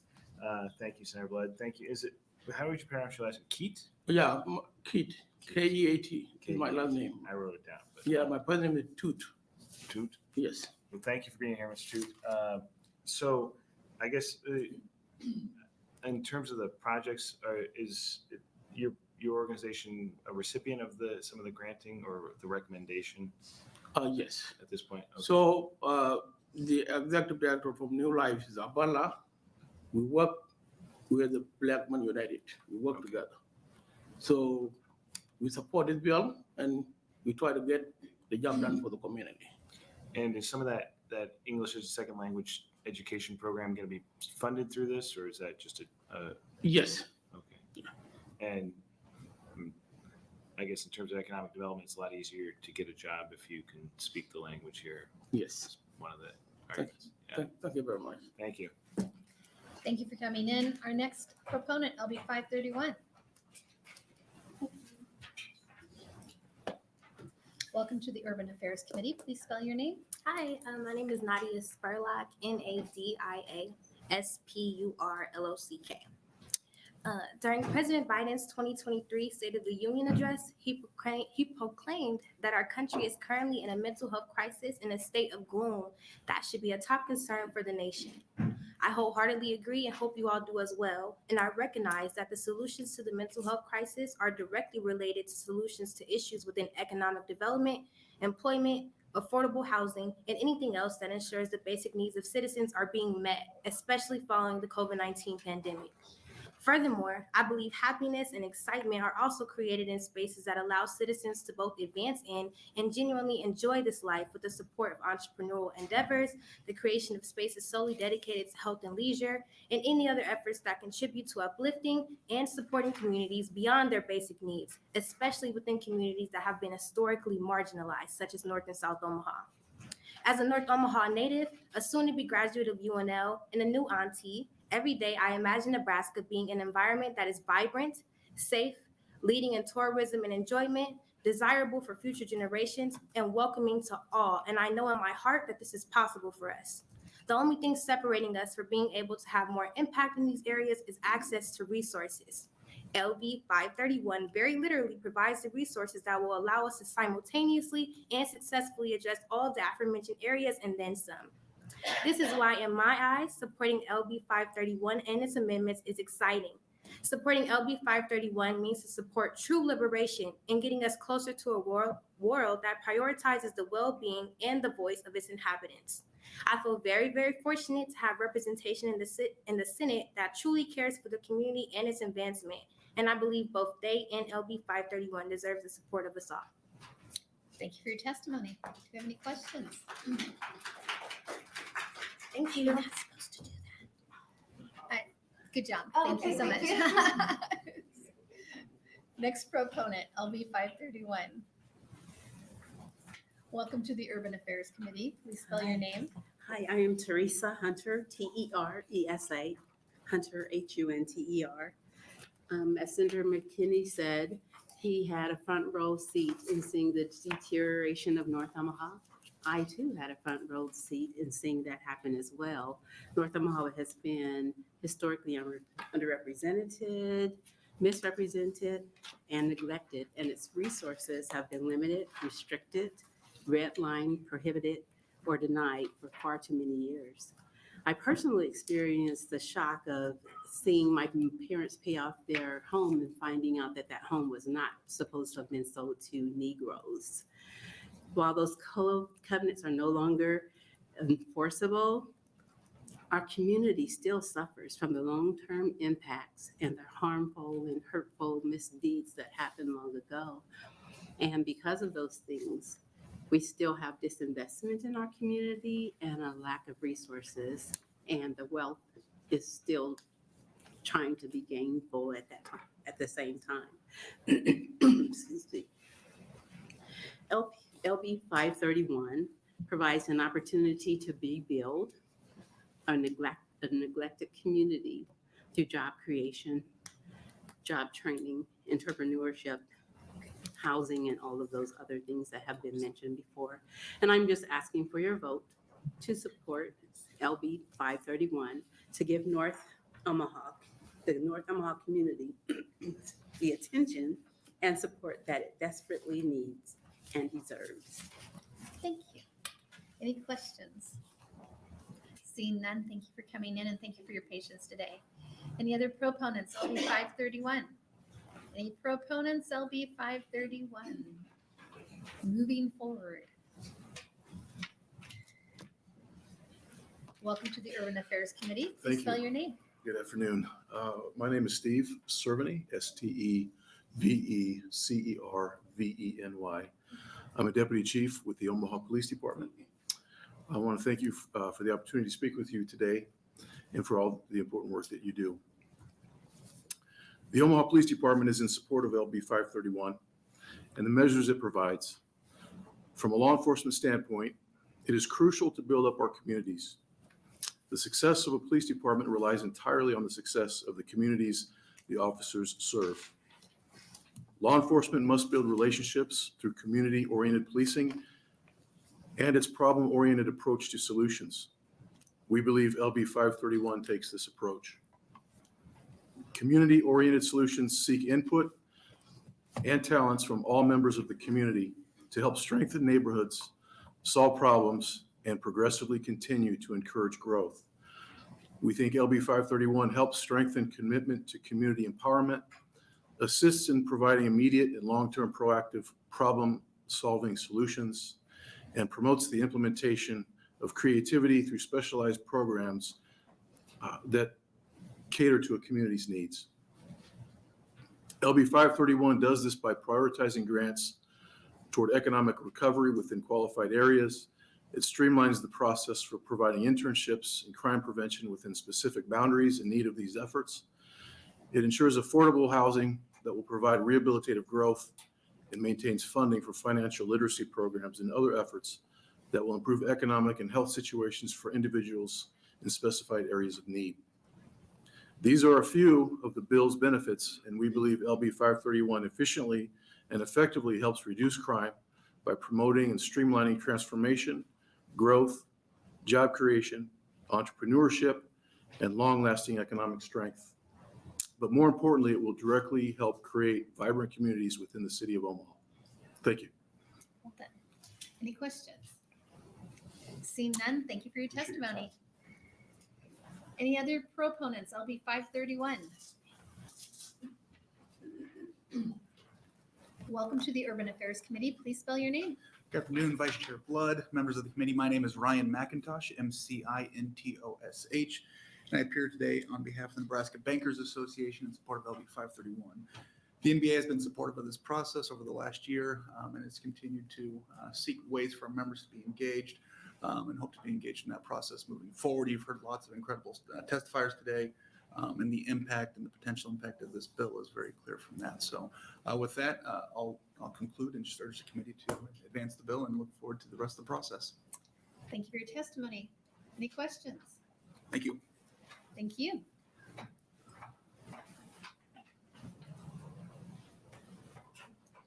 Welcome to the Urban Affairs Committee. Please spell your name.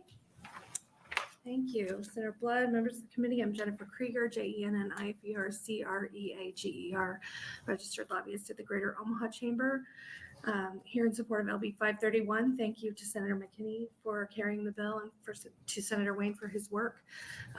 We just wanted to simply be on the record in support. I'll be brief. We were supportive last session of LB 1024, investments in East Omaha, proposed in LB 1024, and which will ultimately be implemented by LB 531, present an opportunity for truly generational impact in parts of our city that have historically been underinvested and disinvested.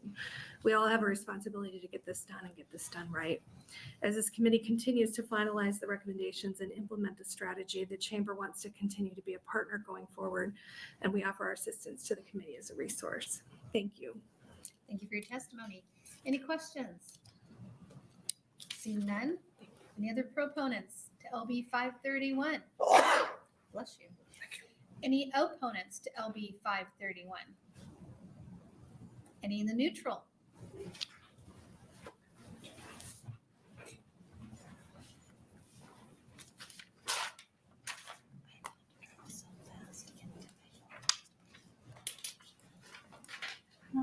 Welcome to the Urban Affairs Hello, Committee. Senator Blood. How are you? I'm well, thank you. Please spell your name.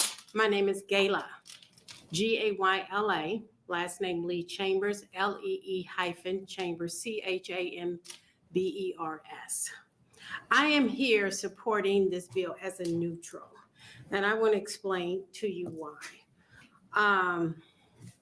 I purchased a building, 58,000 square foot building in 2018. I won the building fair and square in an auction. I was the only woman and out of 100 men, and I won this beautiful historical building in North Omaha in 2018. I closed May the 1st, which was my daughter's birthday. I'll never forget, in 2018. In that process, I was approached by a member of the Marriott Association because they sat on the board of the tourism to actually look for opportunities for funding for the building because they liked the idea of what I was doing.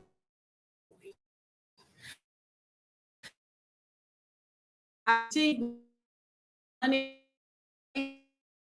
from tourism W, but that you know why you scored 1.7, and I have to say that it's funny, it was passed through because it was given to Allie Porter and McKettle, and they sat on the committee of the board, and I got a 1.7, and I keep being told as that you know why you didn't get a high school with a true business plan. I have been in business for 35 years. I am 63 years old, so I'm not new to this game, but I keep being told why I keep failing when I go out for type of grant funding because of my name, who I am. They keep telling me, Gayla, you know why you scored this low because of your father, Ernie Chambers. Now, I named this building after him, but I have to say, Ernie Chambers, my father, which I love deeply, has not put a dime in this building. It's been all my money and all my investment, which I earned and worked very, very hard to get to this point. It was just like neither said the Turnback money, which he founded. People keep saying, you know why you can't get any money because of your name and who you are. So I'm here at a neutral standpoint because I saw a lot of flaws with the whole process of this application process with OSIN. Because I am a true business person, I've made my money in the private sector, not being a nonprofit organization. I made my money as a true business person in the community. I'm sorry. So I just want to say, want to say that I'm here as a neutral, and I'm hoping that we can get reconsideration for those businesses that did not score high enough to be reconsidered for funding, because there was a whole lot of people that own infrastructures like myself that did not get recommended for any funding. God bless you all. Thank you so much. Thank you. Any questions? Wait. Yep, seeing none. Thank you so much. It was nice to see you again. Any other in the neutral? With that, we will close the hearing for LB. Oh, we won't close the hearing yet. We'll ask senators. Sorry, I was looking at this 5 o'clock. 5:31. Sorry, Senator McKinney. Before Senator McKinney starts, I would like to say that we had 9 letters in support and 0 in opposition and 0 in the neutral. Senator Thank McKinney. you. I want to first say thank you to everyone who took the time out their day to come down and support LB 531. I really appreciate it. And just for me, as someone who grew up in North Omaha, I view this as an opportunity to change the trajectory of many kids that grew up in the same areas I grew up in, faced the same challenges that I had to face as a kid. And that's my ultimate goal for supporting this bill and working with Senator Wayne and other senators, is because I don't want another kid to fall through the cracks. And I'm going to do all I can to address the concerns that people might have. but I won't say we can't address them all. We have our limitations as a body and as senators, but whatever is in my power to address those issues, I'll do so. I understand that the process was not perfect, but we were working in a condensed time frame. So there were some things that were imperfect, and I'll be the first to admit that. But we were working to do as best as possible with the time that we had to engage with the community. Basically, I didn't have an interim, honestly. Working every day of the week, meeting every day, doing all we can to listen to people and try as best as possible to get this done and get this completed the right way. Although, some entities didn't get supported, I would tell anybody, no matter if you get supported or not, we have to view this in a holistic perspective. It's not just about a project or your project. It is about the community as a whole. And traditionally, the community as a whole has been underserved in many ways. And this is an opportunity to right that wrong and start that process. And this is just a process. I'll be here for at least another session, and I'll run again and continue to work to put more resources back into North and South Omaha. It was my number one priority coming in. It'll be my number one priority until I'm out. So going forward, I'll work with other senators on the Economic Special Recovery Committee to figure out the amendment and get it to a space to where we could get it passed and get it passed on the floor with everyone's support. I'm open to any questions or concerns. If you have any questions, feel free to reach out to me. None of this is a conspiracy. I'm open to listen to anybody. I have no dog in the game besides trying to help my community. Thank you. Thank you, Senator McKinney. Do we have any questions? With that, now I will close the hearing on LB 531. And thank you all for coming and being so patient today. Yes. Good job. Thank you. All right. So literally, she can't give me the notes.